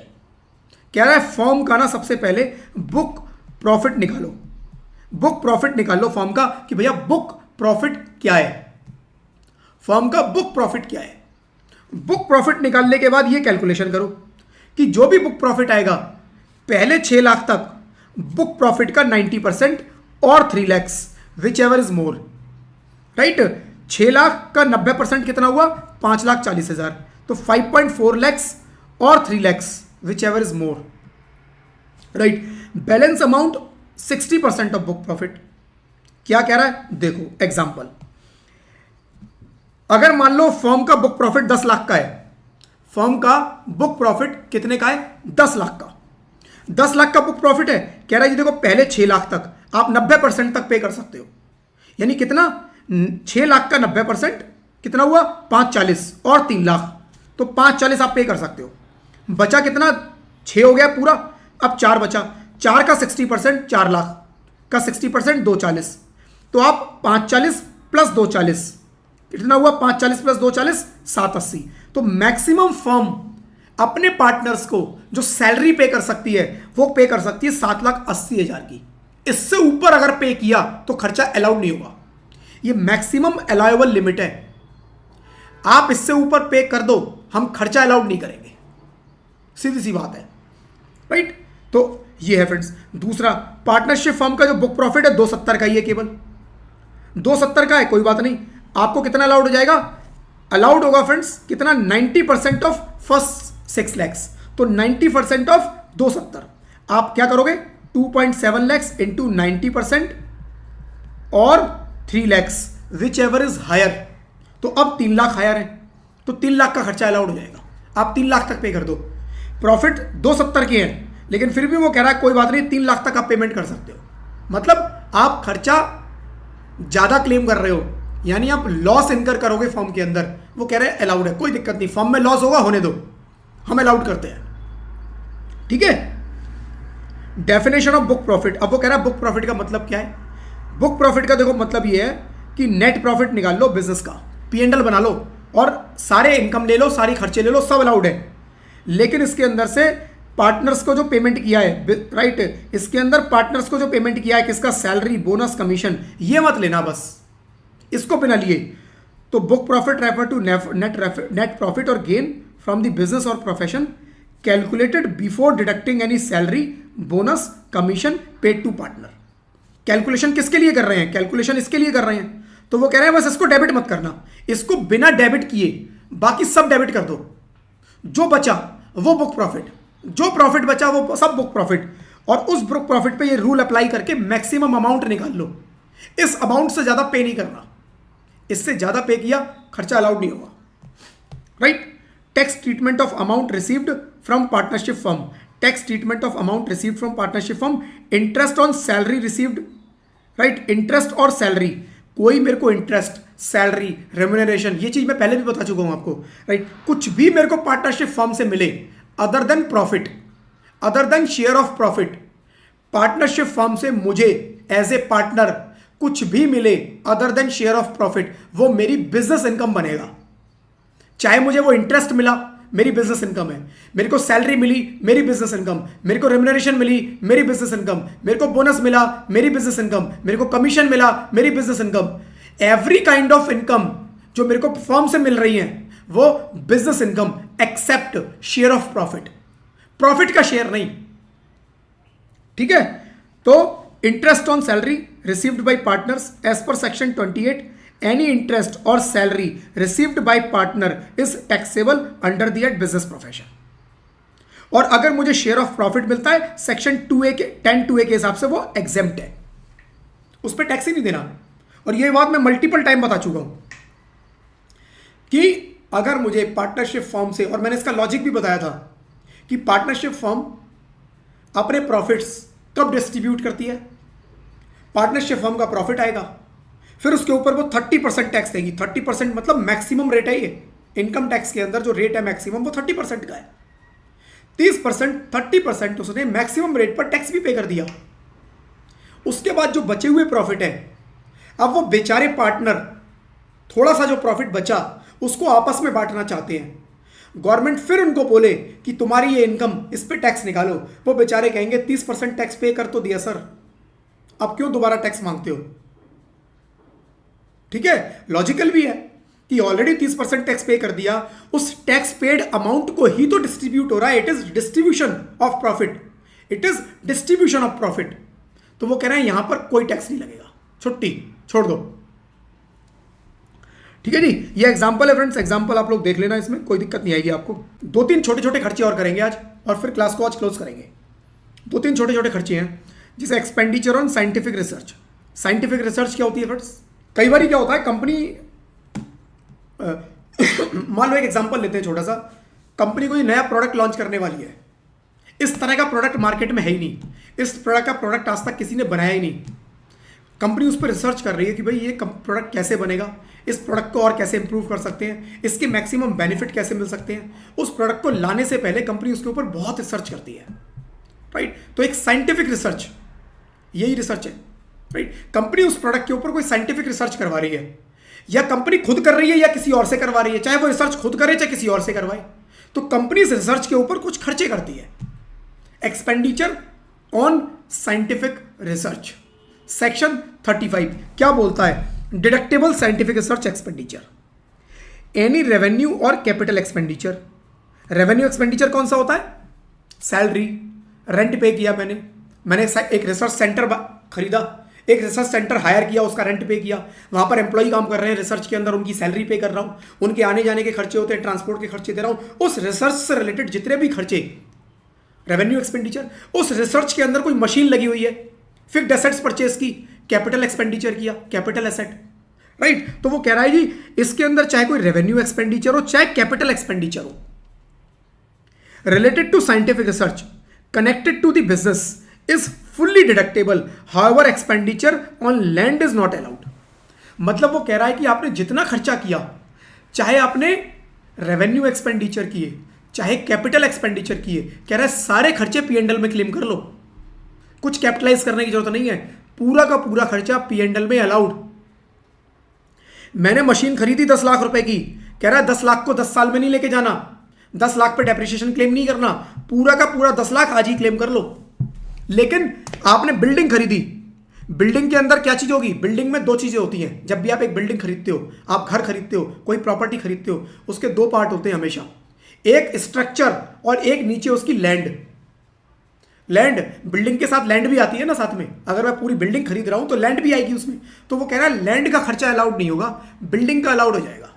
तो आप उसको अलग कर लो कि भाई लैंड की वैल्यू कितनी है, वो अलाउड नहीं होगा। वो कहते हैं लैंड कहीं जाती थोड़ी ना है, लैंड कहीं नहीं जाती, लैंड तो आज भी यही है और आप चले जाओगे लेकिन लैंड यही रहेगी, राइट। पीढ़ियां चली जाएंगी लेकिन लैंड यही रहेगी, ये जमीन कहीं नहीं जाने वाली।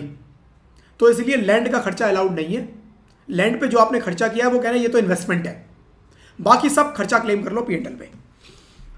For building the expenditure is allowed excluding cost of land. Example दिया है, इफ अल्फा लिमिटेड और सीमेंट मैन्युफैक्चरर इनकर 15 lakhs ऑन साइंटिफिक रिसर्च। में सीमेंट की कंपनी जो होती है ना, बहुत रिसर्च करती है कि भाई सीमेंट को बढ़िया कैसे बनाना है, सीमेंट घर को मजबूत और कैसे बनाएगा, हम इसको और अर्थक्वेक रेजिस्टेंस कैसे बना सकते हैं कि अर्थक्वेक तेजी ज़्यादा से ज़्यादा अर्थक्वेक भी आए तो वो इसको झेल जाए। तो इसके ऊपर बहुत रिसर्च करते हैं सीमेंट वाली कंपनी, या इस तरह की जो कंपनियां हैं वो रिसर्च के ऊपर बहुत पैसा खर्च करती हैं। तो वो कह रहे हैं उसने रिसर्च की है रिलेटेड टू इट्स बिजनेस, वो बिजनेस से रिलेटेड होनी चाहिए। The expenditure is deductible, 15 lakh का पूरा खर्चा अलाउड हो जाएगा। However if research is not related to business, deduction is not allowed. अगर बिजनेस से रिलेटेड नहीं है तो अलाउड नहीं होगा। देखो यहां लिखा हुआ भी है, connected to the business is fully deductible, connected to the business होना चाहिए, ठीक है। आगे फिर क्या कहता है, कह रहा है एक्सपेंडिचर बिफोर कमेंसमेंट, आपने बिजनेस शुरू नहीं किया है, उससे पहले ही खर्चे कर दिए, वो कह रहा है वो भी अलाउड, वो भी allowed. Expenditure incurred within 3 years prior to commencement of business is fully deductible. आपने बिजनेस आज शुरू किया, आज से 3 साल पहले तक आपने जितने भी खर्चे किए हैं सब बिजनेस में जब बिजनेस स्टार्ट करोगे पूरा क्लेम कर लेना, allowed. In the year of commencement revenue expenditure is allowed only as per the amount certified by prescribed authority. वो कह रहे हैं जी देखो रेवेन्यू एक्सपेंडिचर दो तरह के खर्चे होंगे, एक रेवेन्यू एक कैपिटल। कैपिटल कौन से? बड़ी बड़ी मशीनरी खरीदी। रेवेन्यू कौन से? जो ऑपरेशन से रिलेटेड खर्चे, जो मैंने बताया सैलरी, रेंट, अदर खर्चे, कुछ कंज्यूमेबल्स यूज हुए, जो खर्चे सारे हुए वो रेवेन्यू एक्सपेंडिचर। कह रहा रेवेन्यू जो प्रेस्क्राइब्ड अथॉरिटी है, गवर्नमेंट ने बोला जी, गवर्नमेंट ने ऑथराइज कर दिया कि ये सर्टिफाई करेगी, जो ये सर्टिफाई करेगी उतना अमाउंट आप क्लेम कर लो, अलाउड। लेकिन कैपिटल एक्सपेंडिचर में कोई सर्टिफिकेशन की जरूरत नहीं है, जितना करोगे आपके पास इनवॉइस होगा, इनवॉइस के बेसिस पे क्लेम कर लो, पूरा allowed. Salary payments are allowed up to the permitted amount excluding perquisites. Salary के अंदर परक्यूजिट्स, परक्यूजिट्स क्या है? फैसिलिटीज। अगर आपने अपने एम्प्लॉय को फैसिलिटीज दी हैं वो अलाउड नहीं है, बस बाकी सारे खर्चे अलाउड है, ठीक है। Alpha limited commences it's business 1/9/25, company ने इनकर किए हैं 5 lakh on scientific research from 1/9/22, 1/9/25, 1/9/22, 3 साल के अंदर है। यस, 4 लाख रुपए अब सर्टिफाई किए अथॉरिटी ने। इन दिस केस 4 लाख रुपए, उसने 5 लाख खर्चा किया लेकिन अथॉरिटी ने 4 ही लाख रुपए सर्टिफाई किए, तो वो कह रहा है 4 लाख का खर्चा अलाउड हो जाएगा। एनी एक्सपेंडिचर इनकर्ड बिफोर 1/9/2022, 1/9/2022 मतलब इस डेट के 3 साल से पहले अगर कोई खर्चा किया है वो अलाउड नहीं है। Sale of scientific research asset, scientific research में कोई एसेट है उसको सेल कर दिया। भाई साइंटिफिक रिसर्च के लिए एक एसेट लाया था 10 लाख से, 10 लाख रुपए खर्च किए, अब उसका काम हो गया, वो मेरे काम की नहीं है, रिसर्च पूरी हो चुकी है, उस एसेट को मैंने मार्केट में सेल कर दिया। ठीक है, तो क्या कहता है, if any asset acquired for scientific research and is sold after being debited to profit and loss account, क्योंकि जब मैंने खरीदा होगा तो उसको पीएनएल में पूरा डेबिट कर दिया होगा, ऐसा ही तो होगा, जिस साल मैंने इसको खरीदा होगा पूरा का पूरा पीएनएल में डेबिट कर दिया होगा। तो वो कह रहा है कि if asset is acquired for scientific research sold after being debited to profit and loss account, the sale proceeds up to the amount debited are considered income under the head business profession. If the business has ceased the amount is still taxable under the business profession. क्या कह रहा है देखो, वो कह रहा है मैंने एक एसेट 10 लाख रुपए की 2024 में खरीदी, तो 2024 में मान लो 23-24 में खरीदी, 23-24 में खरीदी, तो 23-24 में 10 लाख का खर्चा मेरे को अलाउड हो गया होगा पीएनएल में। यस, फिर आया 24-25, मेरी रिसर्च पूरी हो चुकी है, रिसर्च मेरी फाइनली पूरी हो चुकी है, मैंने 24-25 में इस एसेट को उठा के 8 लाख रुपए का बेच दिया, 8 लाख की बिक गई मेरी एसेट। तो वो कह रहा है इस 8 लाख का क्या करें, वो कह रहा है ये 8 लाख रुपए आपका जब पीएनएल बनेगा ना ये, तो इसके अंदर आपको क्रेडिट करना है, अदर इनकम या जो भी आप सेल ऑफ मशीनरी या जो भी आप दिखाओगे, 8 लाख रुपए यहां पर आप क्रेडिट करोगे, 8 लाख रुपए आपकी इनकम बनेगी है बिजनेस की। मैंने बोला जी 8 लाख नहीं, मैंने तो 10 लाख की बेची, तो वो कह रहा है फ्री इनकम 10 लाख की बन जाएगी। मैंने 10 नहीं, मैंने तो 12 लाख की बेच दी है मशीन, 10 लाख की मशीन खरीदी, 1 साल उसके ऊपर रिसर्च किया और उसके बाद उसको 12 लाख में बेच दी। वो कह रहा है 12 नहीं, जो आपकी इनकम बनेगी वो 10 ही लाख की बनेगी मैक्सिमम। मतलब आपने 2023-24 में जो खर्चा डेबिट किया है मैक्सिमम उतना ही क्रेडिट करोगे बस, यानी मैक्सिमम इतनी ही बिजनेस इनकम बनेगी, इससे ज्यादा नहीं बनेगी। तो मैंने बोला जी ये 2 लाख का क्या करूं, अब 2 लाख का आप खुद सोचो क्या होगा। कैपिटल एसेट सेल की है, कैपिटल एसेट सेल की है, 2 लाख रुपए क्या होंगे, capital gain under the head. ठीक है जी, तो 2 लाख रुपए मेरे जो बनेंगे वो कैपिटल गेन आएगा और जो 10 लाख होगा वो मेरी बिजनेस इनकम बनेगी। ठीक है, क्लियर, चलो जी। अब alpha limited purchase plant and machinery 50 lakh 15/12/24 को खरीदा साइंटिफिक रिसर्च के लिए और पीएनएल में पूरा का पूरा डेबिट कर दिया। इफ सेल कर दिया एसेट को 55 लाख की 25-26 में, 25-26 में एसेट उसने 25-55 लाख की बेच दी, तो 50 लाख रुपए will be treated as income under the head, right, income under section 41(3). 41(3) कहां है, business profession. The excess 5 lakhs shall be treated as capital gain.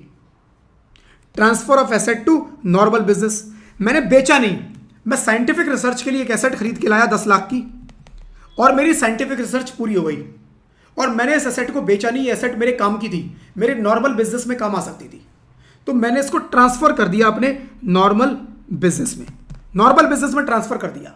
अब समझना, मान लो मैंने ये एसेट 2023-24 में खरीदी थी, तो 23-24 में मैं पूरा का पूरा पीएनएल में 10 लाख का खर्चा क्लेम कर लिया होगा, यस कर लिया होगा। तो यानी कि अगर मैं आज इसको बोलूं कि बिजनेस में ट्रांसफर कर दिया, तो मैं बिजनेस में क्या बोलूंगा कि ये मेरे पास 0 वैल्यू की बची है, क्योंकि खर्चा क्लेम कर चुका, अब तो 0 वैल्यू है, बुक्स में मेरी इसकी कितनी वैल्यू है, 0 वैल्यू हुई ना, क्योंकि मैं सारा खर्चा क्लेम कर चुका, तो 0 वैल्यू, तो 0 वैल्यू पे ही ये मेरी इस बिजनेस में ट्रांसफर हो जाएगी, 0 वैल्यू पे। और जो भी ब्लॉक ऑफ एसेट है, ब्लॉक ऑफ एसेट हमने पढ़ा था, उसी में जाके ऐड हो जाएगी विद 0 वैल्यू। तो आप एडिशंस दिखाओगे, addition of asset, purchase of asset 0 price पर। ठीक है, if asset used for scientific research is transferred to regular operations, it is included in block of asset with a written down value of nil, WDV nil दिखा के इसको अपनी normal assets में include कर दो बस। तो WDV जब आप नील दिखा दोगे तो उस पर कोई डेप्रिसिएशन क्लेम ही नहीं हो पाएगा, और आपकी बुक्स क्योंकि बिजनेस में है तो वो बिजनेस में फिक्स्ड एसेट रजिस्टर में दिखती रहेगी कि हाँ जी ये एसेट है, जीरो वैल्यू पे। Carry forward of unadjusted capital expenditure, तो इसका क्या है फ्रेंड्स, थोड़ा सा देखो बताता हूं।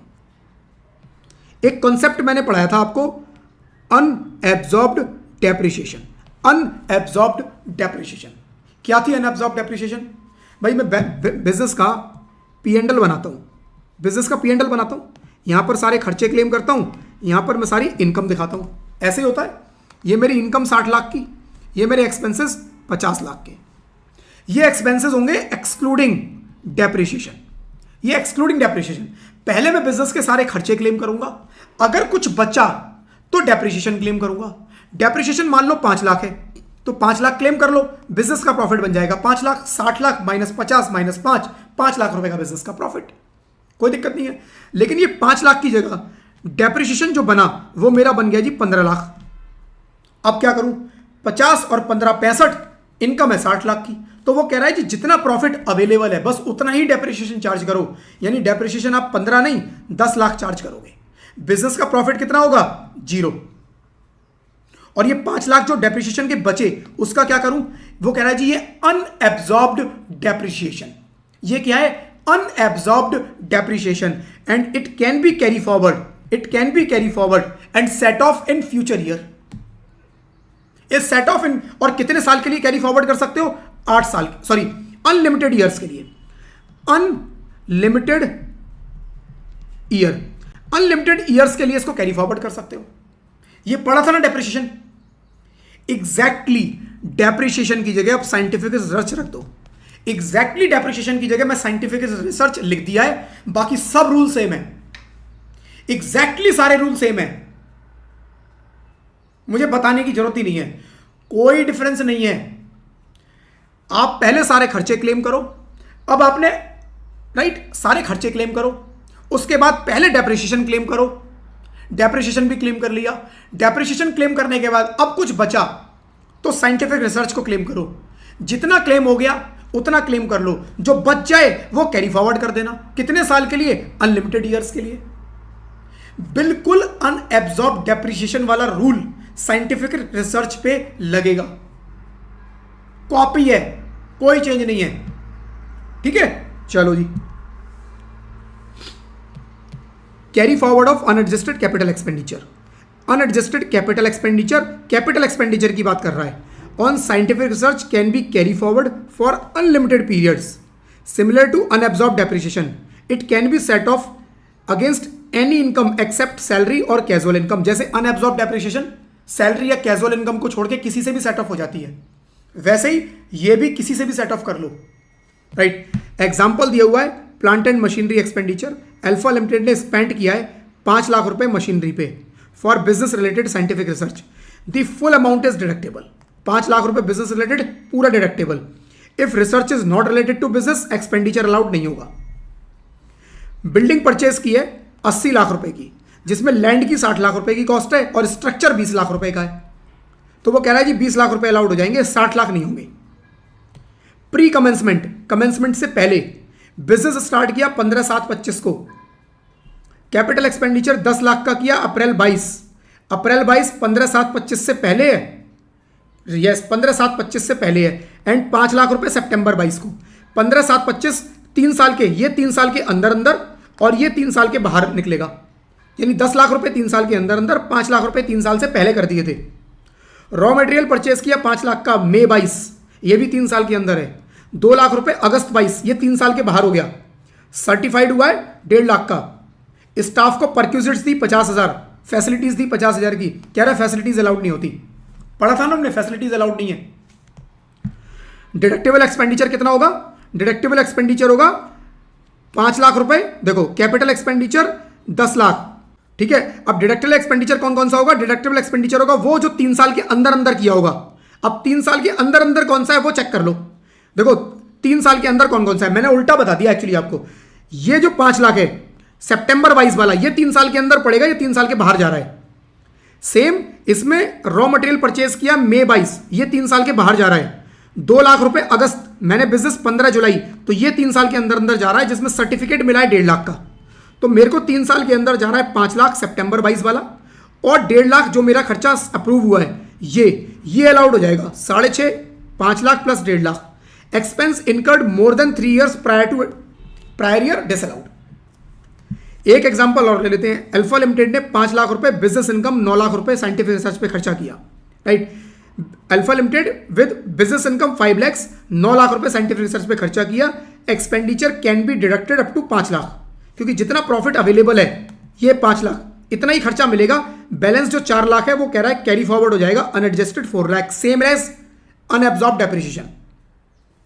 Expenditure on approved research programme, right. ये एग्जांपल दिए हुए सारे फ्रेंड्स। लैंड 15 लाख की खरीदी, नॉट डिडक्टेबल। बिल्डिंग 8 लाख की allowed. Plant and machinery 12 lakh allowed. Raw material 5 lakh allowed. Deductible expenditure कितना होगा? 12, 8, 20 और 5, 25, 25 लाख अलाउड हो जाएगा। अब ये एग्जांपल आप खुद करना। ऐसे ही फ्रेंड्स एक खर्चा है amortisation of preliminary expenses. Preliminary expenses क्या होता है? प्रिलिमिनरी एक्सपेंसेस होता है फ्रेंड्स, मैंने बिजनेस स्टार्ट करना है, मैं प्लान कर रहा हूं बिजनेस स्टार्ट करने का।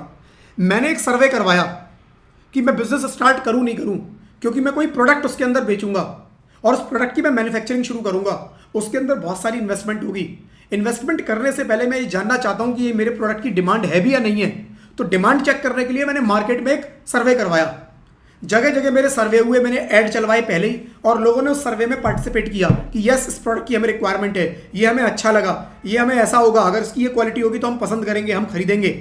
एक सर्वे नॉर्मली कंपनी करवाती है, राइट। तो मैंने उस सर्वे पे कुछ खर्चा कर दिया, या मैंने किसी एक्सपर्ट को हायर किया और उस एक्सपर्ट को मैंने अपना पूरा बिजनेस समझाया, देखो जी मैं बिजनेस शुरू करूंगा, आप बताओ कि ये फिजिबल है या नहीं है। मैंने एक फिजिबिलिटी रिपोर्ट बनवाई, वो बताएगा कि ये बिजनेस प्रैक्टिकली पॉसिबल है या नहीं है, इस बिजनेस को करने में क्या क्या दिक्कत आ सकती है। फिर मैं ये देखूंगा कि वो दिक्कत के सॉल्यूशन अवेलेबल है नहीं है, क्योंकि बिजनेस शुरू करना is not a easy task. बड़े बड़े जब फ्रेंड्स बिजनेस शुरू होते हैं, कई 100 करोड़ की इन्वेस्टमेंट होती है उसके अंदर, और वो इन्वेस्टमेंट करने के बाद उनको पता चले ये इशू आ रहे हैं, ये बिजनेस तो हो ही नहीं सकता, इन्वेस्टमेंट हो चुकी है। तो उस इन्वेस्टमेंट को करने से पहले फ्रेंड्स वो बहुत सारे खर्चे करते हैं ये डिसाइड करने के लिए कि मैं वो बिजनेस शुरू करूं कि नहीं करूं। ये जितने खर्चे हैं ये सारे प्रिलिमिनरी एक्सपेंसेस, ठीक है। बिजनेस को स्टार्ट करने से पहले जितने भी मैंने खर्चे किए प्रिलिमिनरी एक्सपेंसेस ये सारे बन जाएंगे। अब इसके अंदर क्या है फ्रेंड्स, देखो preliminary expenses are those incurred before the commencement of business and these can be amortised over 5 equal instalment. यानी मैंने बिजनेस को स्टार्ट करने से पहले कुछ खर्चे किए हैं और फाइनली मैंने बिजनेस को स्टार्ट कर दिया। मान लो मैंने टोटल 10 लाख का खर्चा किया, तो वो कह रहा है डिवाइडेड बाई 5 करके 2 लाख रुपए हर साल क्लेम कर लेना। जिस साल बिजनेस शुरू करोगे ना, उस साल से लेकर 2 लाख रुपए हर साल करना, एक साथ नहीं देंगे, हर साल 2-2 लाख P&L में डेबिट करते रहना, ठीक है। Starting from the year business commencement, जब बिजनेस स्टार्ट होगा उस साल से। This deduction is available to Indian companies and resident tax payer. वो कह रहा है इंडियन कंपनी को मिलेगी या रेजिडेंट टैक्स पेयर को मिलेगी, कोई नॉन रेजिडेंट है या फॉरेन कंपनी है उसको नहीं मिलेगी, ठीक है। कौन कौन से खर्चे हो सकते हैं इसमें कह रहा है वो प्रिपेयरिंग ऑफ फिजिबिलिटी रिपोर्ट कि ये बिजनेस हो भी सकता है नहीं हो सकता, फिजिबिलिटी चेक करो। प्रिपेयरिंग ऑफ प्रोजेक्ट रिपोर्ट बनवाते हैं जी कि ये बिजनेस प्रॉफिटेबल होगा या नहीं होगा, आइडिया लेके देखते हैं, प्रोजेक्शंस बनवाते हैं, वो रिपोर्ट मैंने बनवाई। कंडक्टिंग मार्केट सर्वे और अदर नेसेसरी बिजनेस सर्वे, मैंने मार्केट में सर्वे करवाया, ये प्रोडक्ट की डिमांड कितनी हो सकती है, लोगों को पसंद आएगा भी या नहीं आएगा, right. Engineering services related to business, engineering कोई और मैंने एक्सपर्ट सर्विसेज लिए हैं इस बिजनेस को करने से रिलेटेड, पहले स्टार्ट करने से, कह रहा है वो सब इसमें इंक्लूड हो जाएंगी। Note, the assessee must submit a statement detailing this expenditure to the relevant income tax authority within the prescribed period. आपको डिटेल प्रोवाइड करनी पड़ेगी जी, आपने खर्चे किस किस पे किए हैं, वो सब आपको डिटेल में बताना पड़ेगा, राइट। इसके अंदर और क्या क्या आ जाएगा, लीगल एक्सपेंसेस। आपने पहले कुछ लीगल एक्सपेंसेस, जैसे मैं कंपनी से फ्रेंड्स एक बनाता हूं जब, तो कंपनी जब शुरू होता है बिजनेस, पहले क्या होता है, कंपनी बनाते हैं हम एक, मान लो मेरे को प्राइवेट लिमिटेड कंपनी बनानी है या लिमिटेड बनानी है, तो मैं कंपनी बनवाऊंगा तो क्या होगा, पहले मैं एक सीए को हायर करूंगा, फिर वो सीए क्या करेगा, वो सीए ड्राफ्ट करेगा सारी डिटेल्स, वो आपका मेमोरेंडम ड्राफ्ट करेगा, राइट। आपका memorandum of association, articles of association, वो सारा ड्राफ्ट करेगा। इस ड्राफ्टिंग पे आपके खर्चे होंगे अच्छे खासे, फिर वो कंपनी इनकॉर्पोरेट करवाएगा, उस इनकॉर्पोरेशन में बड़े सारे खर्चे होंगे। कह रहा है वो जो लीगल चार्जेस आप पे करोगे, इसमें गवर्नमेंट की आप फीस पे करोगे, कह रहा है वो जितने भी खर्चे हैं सब अलाउड है, right.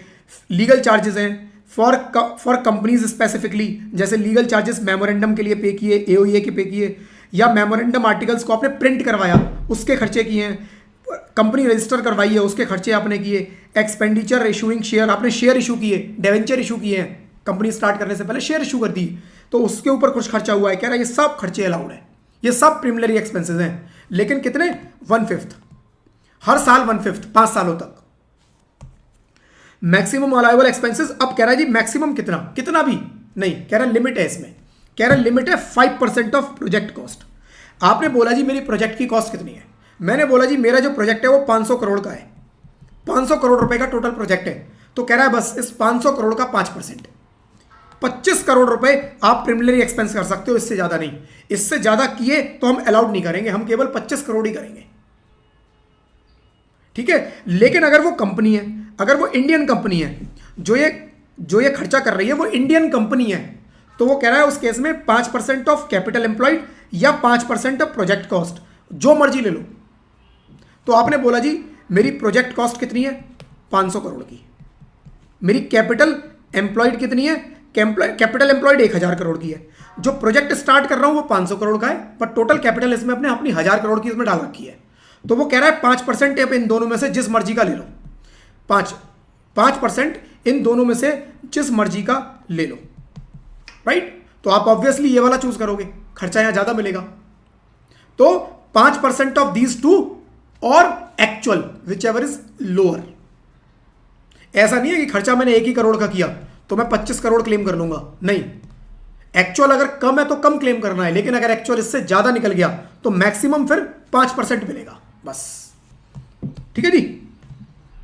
Meaning of capital cost of project, cost of project का मीनिंग ये है for new business it refers to actual cost of fixed assets, land, building, plant, machinery, इनमें जितना भी इसने पैसा लगाया है वो सब कॉस्ट ऑफ प्रोजेक्ट है।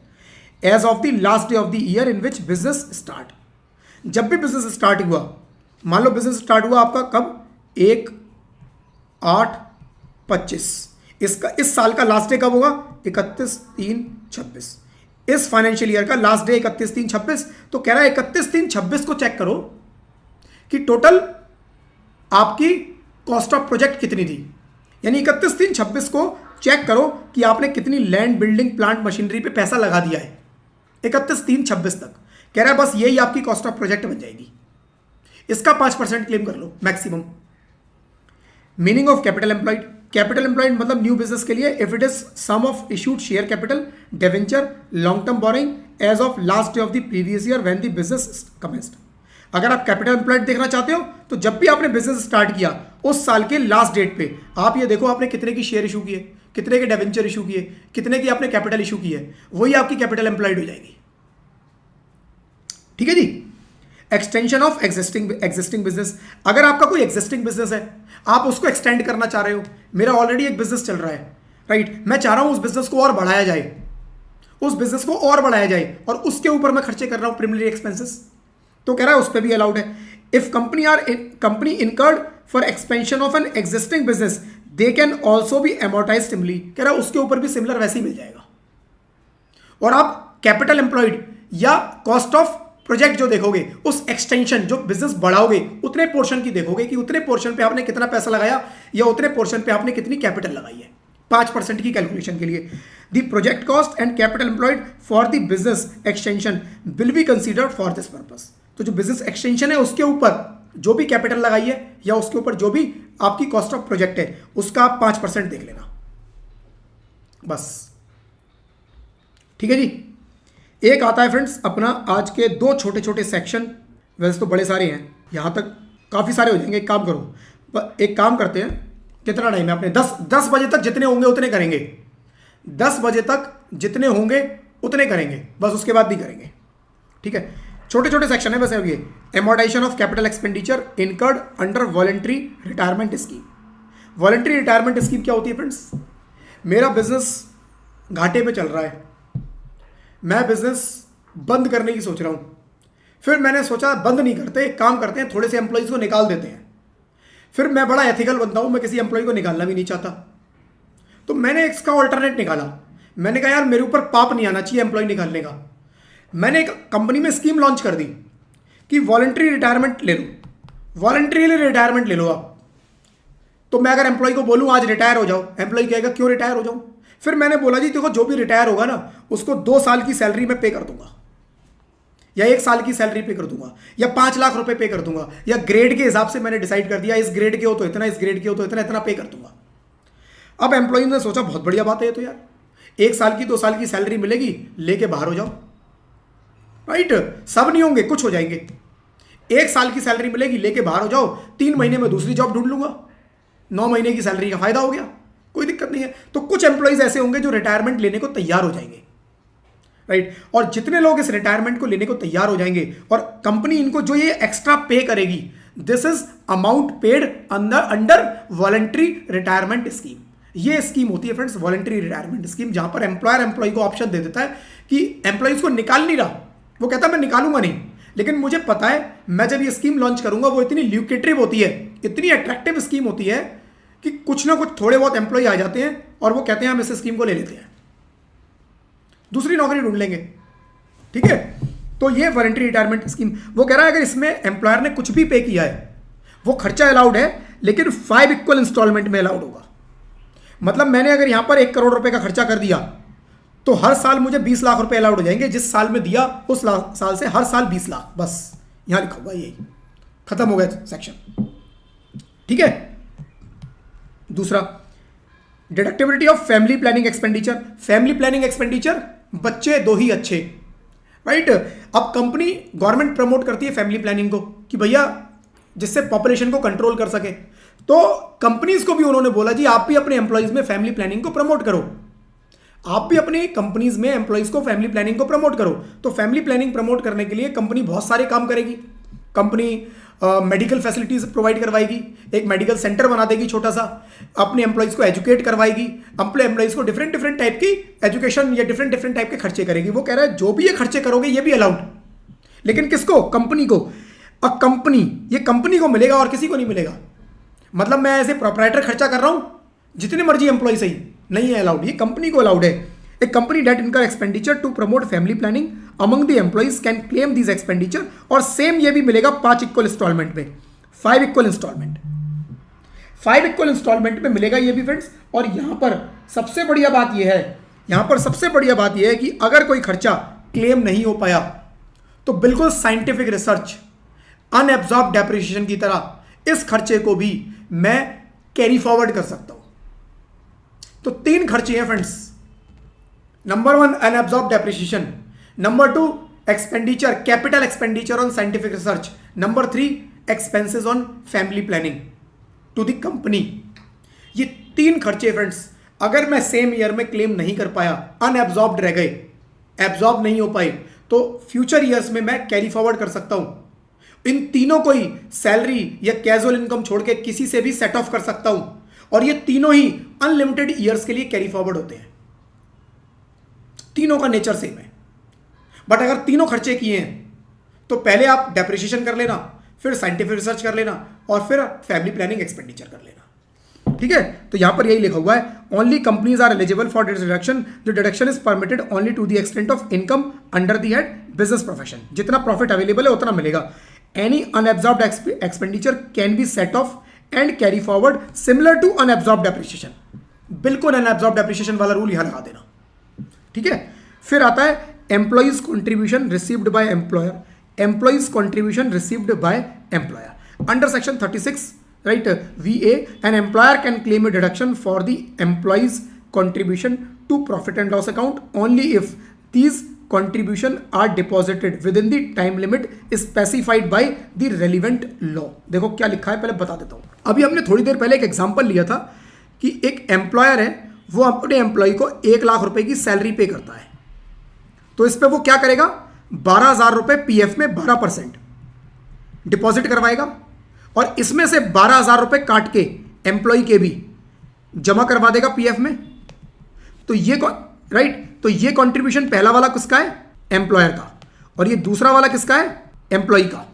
यानी ये एम्प्लॉयर का कंट्रीब्यूशन, ये एम्प्लॉयर का कंट्रीब्यूशन और ये एम्प्लॉय का कंट्रीब्यूशन। एम्प्लॉयर के कंट्रीब्यूशन के लिए फ्रेंड्स हमने पढ़ा कि खर्चा पेड बेसिस पर अलाउड होगा। पेड बेसिस पर खर्चा अलाउड होगा, मतलब अगर मैंने इसको पे नहीं किया तो अलाउड नहीं होगा। जिस साल में पे करूंगा उस साल में खर्चा क्लेम हो जाएगा। अगर रिटर्न फाइलिंग की डेट से पहले पहले पे कर दूंगा, रिटर्न फाइलिंग की डेट से पहले पहले अगर मैं पे कर दूंगा तो मेरे को मार्च में खर्चा अलाउड हो जाएगा, अदरवाइज उस साल में होगा जिस साल में मैंने इसको पे किया। ये हमने अभी थोड़ी देर पहले ही पढ़ा। ये किसके लिए? एम्प्लॉयर के लिए। एम्प्लॉय का खर्चा, अब वो कह रहा है जी एम्प्लॉय का खर्चा भी अलाउड हो जाएगा। पहले तो ये बताओ एम्प्लॉय का खर्चा क्यों अलाउड होगा? सोचो, अब इसके पीछे सोचो भाई। ये एम्प्लॉय को एक सैलरी देनी थी, मैंने उस एम्प्लॉय की सैलरी से पैसा काटा और गवर्नमेंट को जमा करवा दिया। इसका खर्चा मुझे क्यों मिलेगा? क्या ये मेरा एक्सपेंस है? मेरा एक्सपेंस नहीं है। एज ए बिजनेस मेरा एक्सपेंस नहीं है, तो मेरे को खर्चा कैसे अलाउड होगा? फिर ये सेक्शन क्या बोल रहा है? ये क्या बोल रहा है सेक्शन कि ये खर्चा अलाउड हो जाएगा? आपको कैसे अलाउड होगा? फ्रेंड्स बताता हूं। जब भी आप एम्प्लॉय की सैलरी से कुछ पैसा काटते हो, लाइक एग्जांपल इस पीएफ में, तो ये आपकी इनकम में जाके ऐड हो जाता है। ये आपकी 12,000 रुपए की इनकम बन जाएगा। इनकम बन गया आपकी। आपने जैसे ही एम्प्लॉय की सैलरी से काटा, it is your income. Now अगर आप इस पैसे को गवर्नमेंट को विद इन टाइम पे कर दोगे तो आपको इसका एक्सपेंस मिल जाएगा,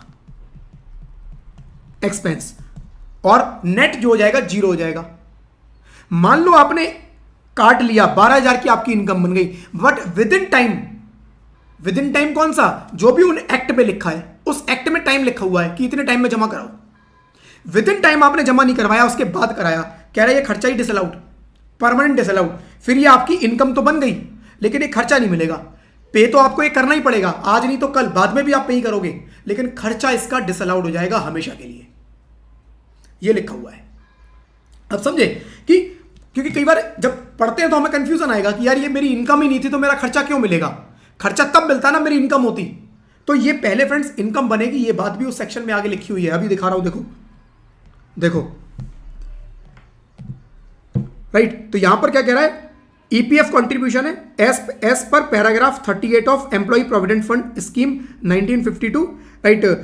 employ must deposit the contribution within 15 days of the end of the month in which contribution is collected. जिस साल में भी कंट्रीब्यूशन कलेक्ट किया है, राइट, जब भी कंट्रीब्यूशन कलेक्ट किया है जिस मंथ में भी, उसके अगले महीने की 15 दिन के अंदर अंदर 15 तारीख तक आपको उस पैसे को गवर्नमेंट को जमा करा देना है। और ईएसआई की बात है, ईएसआई का भी लिखा हुआ है जी 15 दिन के अंदर अंदर जमा करा दो। ये पीएफ और ये ईएसआई एक्ट के अंदर लिखा हुआ है। कह रहे हैं इतने टाइम में आप जमा करा दो और ये 36(1) वीए में खर्चा क्लेम कर लो, वरना आपकी इनकम बनी रहेगी। According to section 224(10), any sum received by employer from employee as contribution to provident fund, superannuation fund, ESI fund और any other welfare fund is treated as income of the employer. जो मैं भी बोल रहा था कि सेक्शन 224(10) बोल रहा है, 224(10) बोल रहा है कि ये आपकी इनकम बनेगी, it is your income. Income तो आपकी बन गई, जैसे ही आप पैसा काटोगे इट इज योर इनकम। अब खर्चा अगर क्लेम करना है आपको ये वाला, तो आपको विद इन टाइम पैसे को जमा कराना पड़ेगा। जमा विद इन टाइम करा दिया, खर्चा क्लेम कर लूंगा, वरना बल्ले बल्ले टैक्स दो फालतू। ठीक है, इसीलिए एम्प्लॉयर जितने भी है ना फ्रेंड्स, जितने भी एम्प्लॉयर आप देखोगे प्रायोरिटी पे जो पेमेंट जमा करवाते हैं ना, वो पीएफ और ईएसआई की कराते हैं प्रायोरिटी पे। टीडीएस तो फिर भी फ्रेंड्स बाद में क्लेम करूंगा, बाद में डिपॉजिट कराऊंगा, लेट थोड़ा उस पर इंटरेस्ट देना पड़ेगा, बाद में क्लेम हो जाएगा। लेकिन ये पीएफ ईएसआई के बड़े खतरनाक रूल हैं, ये खर्चा ही डिसअलाउड हो जाता है। एक दिन का लेट बड़े मोटे डेंट लगाएगा, right. Deduction of bad dates of business, deduction of bad dates of business, business के बैड डेट्स हैं। बिजनेस में बैड डेट्स, मैंने सेल किया 10 लाख रुपए का, 8 लाख रुपए की रिकवरी आ गई, 2 लाख रुपए मेरा जो कस्टमर है पैसे देने को तैयार नहीं है, बहुत टाइम से चेज कर रहा हूं भाई पैसे दे दे, नहीं दे रहा, गायब भी हो गया है, पता ही नहीं कहां चला गया, कैसे भी करके रिकवरी नहीं हो पा रही, सारे एफर्ट मार लिए, रिकवरी नहीं हो पा रही। Now it is bad debt. Bad debt क्या होता है भाई? अनरिकवर्ड अमाउंट, जो अब मेरे को, जब मेरी उम्मीदें भी खत्म हो चुकी हैं कि अब ये पैसा मिलना ही नहीं है, अब मुझे पता ही पैसा मिलना ही नहीं है, तो मैं क्या करूंगा, इसको P&L में डेबिट कर दूंगा। भाई बैलेंस शीट में डेटर्स में खड़ा होगा, बैलेंस शीट में डेटर्स में कब तक दिखाऊं? तो वहां से हटाऊंगा और P&L में डेबिट कर दूंगा, ठीक है। And assessee is allowed to claim deduction for bad debts written off, bad debts written off, written off मतलब आपने बैड डेट्स को P&L पे चार्ज कर दिया है, वो खर्चा क्लेम कर सकते हो, right. As recoverable in their books of accounts by debiting the amount to profit loss account. It is important to note that provision for bad debts is not allowed. Provision for bad debts क्या होता है friends? देखो accounting के अंदर मेरे हिसाब से आप लोग ये सब पढ़ चुके हो, बट ब्रीफ में बता देता हूं। बुक्स के अंदर ये 2 लाख रुपए जो अनरिकवर्ड है एज ए डेटर्स खड़े हुए हैं। मैं अगर बोलूं ये डेटर्स खत्म, मैं वहां से डेटर्स को खत्म करके P&L में ले जाऊं तो ये मेरे क्या है? Bad debts. मैंने बोला जी मैं बुक्स से डेटर्स को खत्म नहीं करूंगा, बुक्स में मैं दिखाऊंगा 2 लाख रुपए बुक्स में दिखेंगे, लेकिन बुक्स में मैं उसके अगेंस्ट एक प्रोविजन दिखाऊंगा। तो मैं एंट्री क्या करूंगा? Provision for debits debts, provision for bad debts debit 2 lakhs, provision for bad debts credit 2 lakhs। तो जो प्रोविजन है वो मेरा बैलेंस शीट में दिखेगा, और जो बैड डेट्स है प्रोविजन वो मेरा P&L में चला जाएगा। वो कह रहा है ये प्रोविजन अलाउड नहीं है। प्रोविजन का मतलब आप ये कह रहे हो कि शायद आपको उम्मीद है आज भी, इसीलिए आप अपनी बैलेंस शीट से उस डेटर्स को खत्म नहीं करना चाह रहे। आप अपनी बैलेंस शीट से एक बार डेटर्स को खत्म कर दोगे फिर तो जीरो हो गया ना, खत्म हो गया। आप कह रहे हो मैं जीरो नहीं करूंगा, इसका मतलब उम्मीदें अभी जिंदा हैं, और उम्मीदें अगर जिंदा हैं तो आप कोई खर्चा क्लेम नहीं करोगे। जब उम्मीद मर जाए तब खर्चा क्लेम करना, और उस टाइम पर उस डेटर्स को खत्म कर देना, बिल्कुल डेटर्स को बुक से निकाल के बाहर कर देना। यानी प्रोविजन अलाउड नहीं है। उस बैड डेट्स को खत्म करके, उस डेटर्स को खत्म करके बैड डेट्स बना दो, और बुक्स में खर्चा क्लेम कर रहे हो तो ले लो, कोई दिक्कत नहीं है, ठीक है जी। रिकवरी ऑफ बैड डेट्स, बाद में कभी बैड डेट्स की रिकवरी हो गई। Section 41(4) if assessee recovers any amount that was previously written off as bad debt and claimed as a deduction, the recovered amount will be treated as income under the head business profession. चाहे business मेरा exist करता है नहीं करता है, यहां पर लिखा हुआ है जिस साल में उसकी रिकवरी होगी बाद में, उस साल में वो मेरी बिजनेस इनकम बन जाएगा, ठीक है। If bad debts were written off by individual later recovered by successor, अगर इंडिविजुअल ने बैड डेट्स रिटन ऑफ कर दिया, उसका सक्सेसर, उसका बेटा, फादर नहीं रहा या फादर ने अपने बेटे को बिजनेस दे दिया, उसका बेटा, after inheritance the recovered amount will not be treated as successor's income under the head business income. Successor की जो इनकम बनेगी वो बिजनेस इनकम नहीं बनेगी, फिर कौन सी बनेगी? क्या इनकम ही नहीं होगी? इनकम तो होगी, पैसा आया है तो इनकम तो है, अदर सोर्सेज में चला जाएगा। एग्जाम्पल वगैरह फ्रेंड्स दिए हुए हैं, ये आप देख लेना, ये मैं नहीं पढ़ रहा हूं। Now condition to be satisfied for claiming deduction under section 37(1), आज का लास्ट सेक्शन। जो सेक्शन 37 मैंने फ्रेंड्स थोड़ी देर पहले आपको बोला कि आपको एक लंबी सी लिस्ट मिलेगी यहां पर, लंबी सी नहीं सॉरी छोटी सी एक लिस्ट बनेगी, कुछ आइटम्स यहां पर लिखे होंगे कि ये खर्चा मिलेगा, ये खर्चा मिलेगा, ये खर्चा मिलेगा। तो माइंड में क्वेश्चन आएगा कि क्या बाकी और खर्चे नहीं मिलेंगे? बाकी खर्चे मिलेंगे, जो नहीं लिखे हैं वो यहां सेक्शन 37 में लिखे हैं। ये 37 एक जनरल सेक्शन है, एक जनरल सेक्शन है 37 कि जो कहीं अलाउड नहीं हो रहा वो यहां हो जाएगा। बस यहां पर ये लिखा है कि it should be related to business. वैसे तो बाकी सारे खर्चे भी ऐसे ही हैं कि it should be related to business, but यहां पर भी यही लिखा हुआ है कि आप कोई भी खर्चा क्लेम कर लो, but you need to justify whether it is related to business और not. You have to justify, right. Section 37(1) permits deduction of business related expenditure that are not covered under any specific provision. किसी और specific provision जो हमने पढ़े, हमने बहुत सारे अलग अलग तरह के खर्चे पढ़े, उनमें कवर नहीं हो रहेगा, तो 37(1) में आपका खर्चा कवर हो जाएगा। 37(1) में खर्चा कवर हो जाएगा, provided they meet certain conditions. उनकी कुछ कंडीशन मीट होनी चाहिए। The expenses must be related to business और profession, should be revenue in nature, revenue nature का हो, बिजनेस से रिलेटेड खर्चा होना चाहिए। In case of capital expenditure depreciation allowed होगा।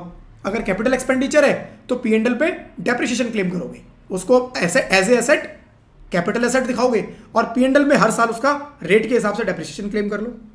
Expense not allowed, personal expenses, illegal expenses are disallowed. Personal expenses, मैं अपने लिए मैंने ऑफिस के लिए एक गाड़ी खरीदी और मैं अपने लिए चलाता रहता हूं, उस पर पेट्रोल का खर्चा अपने लिए करता रहता हूं, कह रहा है ये खर्चा अलाउड नहीं होगा। इलीगल एक्सपेंसेस, मैंने ब्राइब देने की कोशिश करी, किसी ऑफिसर को मैंने ब्राइब दिया, राइट, और मैं P&L के अंदर ब्राइब करके खर्चा डाल दूं कि ये मैंने ब्राइब दिया। पहली चीज तो कोई बेवकूफी होगा जो ये लिखेगा, लेकिन फिर भी एक्ट ने लिख दिया कि ये अलाउड नहीं है, ठीक है। फाइन्स और penalties for any offence are also not allowed. आपने कोई ऑफेंस किया, उसके बदले में आपको कुछ फाइन या पेनल्टी पे करनी पड़ी, वो भी अलाउड नहीं है, वो भी अलाउड नहीं है। यहां इलीगल एक्सपेंसेस का एक और एग्जांपल हो सकता है। इलीगल एक्सपेंस का एक एग्जांपल देखो, बहुत बढ़िया सा एग्जांपल, आप भी थोड़ा खुश हो जाओगे, थोड़ा एंटरटेनमेंट हो जाता है कई बार। कंपनी का एक डायरेक्टर है, बहुत काम करता था, डायरेक्टर्स को किडनैप कर लिया, किडनैपर्स ने मांग लिया जी 2 करोड़ रुपया। अब डायरेक्टर को छुड़ाना है तो आ जाओ कंपनी को, उसको पता है डायरेक्टर्स के घर वालों पे तो पैसे ही नहीं है, राइट, वो फुकरे हैं, उन पे कोई पैसा नहीं। डायरेक्टर बहुत काम करता है, पैसे लेता ही नहीं कंपनी से, बहुत मेहनती है। अब कंपनी को चिंता हो गई इस डायरेक्टर की, अगर इस डायरेक्टर कुछ हो गया तो हमारा क्या होगा। कंपनी ने 2 करोड़ रुपए देके उस डायरेक्टर को छुड़वा लिया और P&L में डेबिट कर दिया।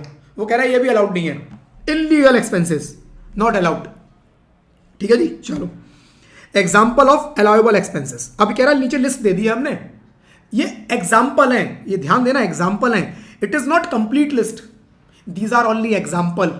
आपकी अगर इसके अलावा कुछ और भी हैं, but if it is related to business and if it is in the nature of revenue, तो आपको खर्चा क्लेम हो जाएगा, चाहे वो इस लिस्ट में नहीं है।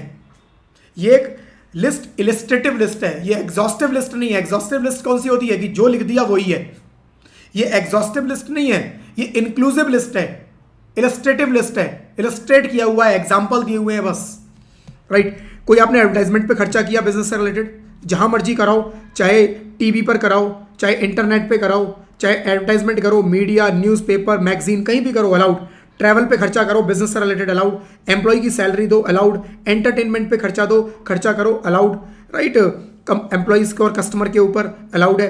ओपनिंग सेरेमनी, कंपनी खुल रही है, आज मुहूर्त है, मुहूर्त पे पंडित जी को पे कर दिए, कुछ मिठाइयाँ वगैरह प्रसाद आया, 25,000 रुपये खर्च कर दिए, कह रहा है अलाउड। फेस्टिवल एक्सपेंसेस, फेस्टिवल पे, दिवाली पे एम्प्लॉय को, कस्टमर्स को अलाउड है। Interest on less GST payment, GST की लेट पेमेंट की है हमने, उस पर इंटरेस्ट पे किया है, तो आपको याद होगा, ये मैंने पहले भी बताया था कि अगर आप जीएसटी पर कोई लेट इंटरेस्ट की पेमेंट करते हो तो अलाउड होता है, लेकिन जीएसटी में आपने कोई पेनल्टी पे की है तो वो अलाउड नहीं है, इंटरेस्ट अलाउड होता है। लीगल प्रोसीडिंग कॉस्ट, आपने लीगल प्रोसीडिंग, कंपनी के अगेंस्ट कोई केस चल रहा है, असेसमेंट लगा हुआ है, उसमें मैंने किसी फर्म को हायर किया, वो मेरे लीगल केसेस देख रही है, कह रहा है वो भी अलाउड। प्रोफेशनल टैक्स पेमेंट कर रहा हूँ, प्रोफेशनल टैक्स की पेमेंट कर रहा हूँ, वो भी allowed. Expenses for filing return, appeal, audit fees, सब अलाउड। अदर रेवेन्यू एक्सपेंडिचर, कोई और खर्चा भी है बिजनेस से रिलेटेड, वो भी कह रहा है allowed, but it should be in revenue nature. Exclusions, इसमें कह रहा है एक खर्चा अलाउड नहीं होगा, CSR। अब ये CSR क्या है? कंपनीज एक्ट का एक सेक्शन है फ्रेंड्स, सेक्शन 135, कंपनीज एक्ट का है, ये इनकम टैक्स का नहीं है। 135 क्या बोलता है? आपको 2% ऑफ प्रॉफिट का 2% आपको CSR पे लगाना है, corporate social responsibility, corporate social responsibility, CSR पे आपको 2% खर्चा करना है। अब ये 2% कैसे कैलकुलेट होगा वो एक सेपरेट इश्यू है, उसकी कैलकुलेशन का अलग मेथड है, राइट। आपको 2% प्रॉफिट का क्या करना है? CSR पे लगाना है, यानी समाज सेवा में लगाना है। ये मैंडेटरी करा, किस कंपनी के लिए? बड़ी बड़ी कंपनी। उसमें यह भी बताया किन कंपनीज पे अप्लाई होगा, कितनी आपकी टर्नओवर होनी चाहिए, वो सब बताया है उसके अंदर। बट मोटा मोटा आपको ये समझना है कि अगर कंपनी ये 2% CSR पे खर्चा लगाती है तो उन्होंने बोला जी ये अलाउड नहीं होगा। और ये बिल्कुल लॉजिकल है, ये बिल्कुल लॉजिकल है। आपके माइंड में आएगा यार कंपनी का खर्चा अलाउड होना चाहिए। फ्रेंड्स आप सोच के देखना, आप सोच के देखना, सेक्शन 135 बोलता है कि आपको 2% CSR पे खर्चा करना है, जो भी आप कमाओगे उसका 2% CSR पे खर्चा करना है। अगर ये 2% का CSR का खर्चा मान लो बनता 1 करोड़ का, मान लो ये 2% बना 1 करोड़, और इस खर्चे को मैं P&L में अलाउड कर दूं एज ए एक्सपेंस, तो क्या मेरे को इस पे टैक्स का बेनिफिट होगा? सोचो, टैक्स का बेनिफिट होगा, बिल्कुल होगा। P&L में डेबिट करने का मतलब ही यही है कि मैं इस पे टैक्स का बेनिफिट लूंगा। 30% के टैक्स स्लैब में आती है कंपनी, मैं सीधा 1 करोड़ पे 30 लाख रुपए का टैक्स बचा लूंगा। मैंने 1 करोड़ का खर्चा करके 30 लाख रुपए टैक्स बचा लिया, तो इफेक्टिवली मेरा कितना खर्चा हुआ? 70 लाख। तो क्या मैंने एक्चुअली इफेक्टिवली 2% खर्च किया? नहीं, मैंने 2% से कम खर्च किया। कितना? 1.4%। मैंने केवल 1.4%, सेक्शन 135 बोल रहा है आपको 2% खर्च करना है। इसीलिए सीएसआर पे टैक्स का बेनिफिट हटा दिया गया। सीएसआर पे बोल दिया ये पीएनएल पे डेबिट ही नहीं करना। ये 2% जो है ये सब कुछ क्लेम करने के बाद इफेक्टिवली आपको खर्च करना है। अगर इस पे हमने आपको डिडक्शन दे दिया, अलाउड कर दिया, तो आपको टैक्स का बेनिफिट मिल जाएगा। फिर इफेक्टिवली ये 2% नहीं रहेगा, ये कम हो जाएगा। और ये कम नहीं होना चाहिए, ये तो 2% रहना चाहिए। इसीलिए no benefit of this on this 2%। 1 crore पर आपको कोई बेनिफिट नहीं मिलेगा। इस 30 लाख का आप कोई बेनिफिट नहीं ले पाओगे। टैक्स आपको यहां पर जो खर्चा होगा वो सीधा 2% ही होगा आपका। ठीक है, तो ये है फ्रेंड्स इसमें इलीगल और प्रोहिबिटेड एक्सपेंसेस। जो मैंने आपको बताया कि इलीगल प्रोहिबिटेड एक्सपेंसेस जो भी हैं वो आपको नहीं देना है। आपको लॉ का कोई वॉल्यूशन किया है या कोई आप पेनल्टी वगैरह पे करते हो, right, expense to compound an offence under law whether in India और अब्रॉड, मतलब कोई भी आप पेनल्टी वैल्टी पे कर रहे हो ऑफेंसेस के अगेंस्ट, वो आपको कुछ भी अलाउड नहीं होगा। और इसी के साथ फ्रेंड्स एग्जैक्टली 10 बजे मैंने अपना टारगेट अचीव कर लिया। मेरा टारगेट था यही पूरा कराने का। अगले क्लास से हम लोग शुरू करेंगे फ्रेंड्स, बहुत इंटरेस्टिंग सा पार्ट, किन किन को बुक्स मेंटेन करनी है, क्या बुक्स मेंटेन करनी है, किसके ऊपर ऑडिट एप्लीकेबल होगा, कौन कौन सी ऐसी सिचुएशंस आएंगी जब ऑडिट की आपको कोई जरूरत नहीं है, राइट। ये सारा कुछ पार्ट फ्रेंड्स अगली क्लास में हम लोग कवर करेंगे। बड़ी इंटरेस्टिंग होने वाली है अगली क्लास और बड़ी इंपॉर्टेंट होने वाली है। टाइम से ज्वाइन कर लेना, ठीक है जी। कुछ डाउट है तो फ्रेंड्स पूछ लो। क्लास अगर पसंद आ रही है, रिकॉर्डिंग देख रहे हो तो रिकॉर्डिंग पे लाइक कर देना। बाद में अगर आप रिकॉर्डिंग देख रहे हो रिकॉर्डिंग पे लाइक, बाद में अगर रिकॉर्डिंग देखो तो रिकॉर्डिंग पे लाइक कर लेना। अगर अभी लाइव हो तो लाइव में भी आप इसको लाइक कर सकते हो। चैनल को अगर अभी तक सब्सक्राइब नहीं किया है तो सब्सक्राइब कर देना, नोटिफिकेशन बेल पे क्लिक भी करना, सो दैट फ्यूचर के सारे वीडियोस या फ्यूचर के जो लाइव होंगे उनके भी नोटिफिकेशन आप लोगों तक पहले पहुंच पाए, यूट्यूब की साइट से पहुंचे। Thank you friends, thank you, bye bye.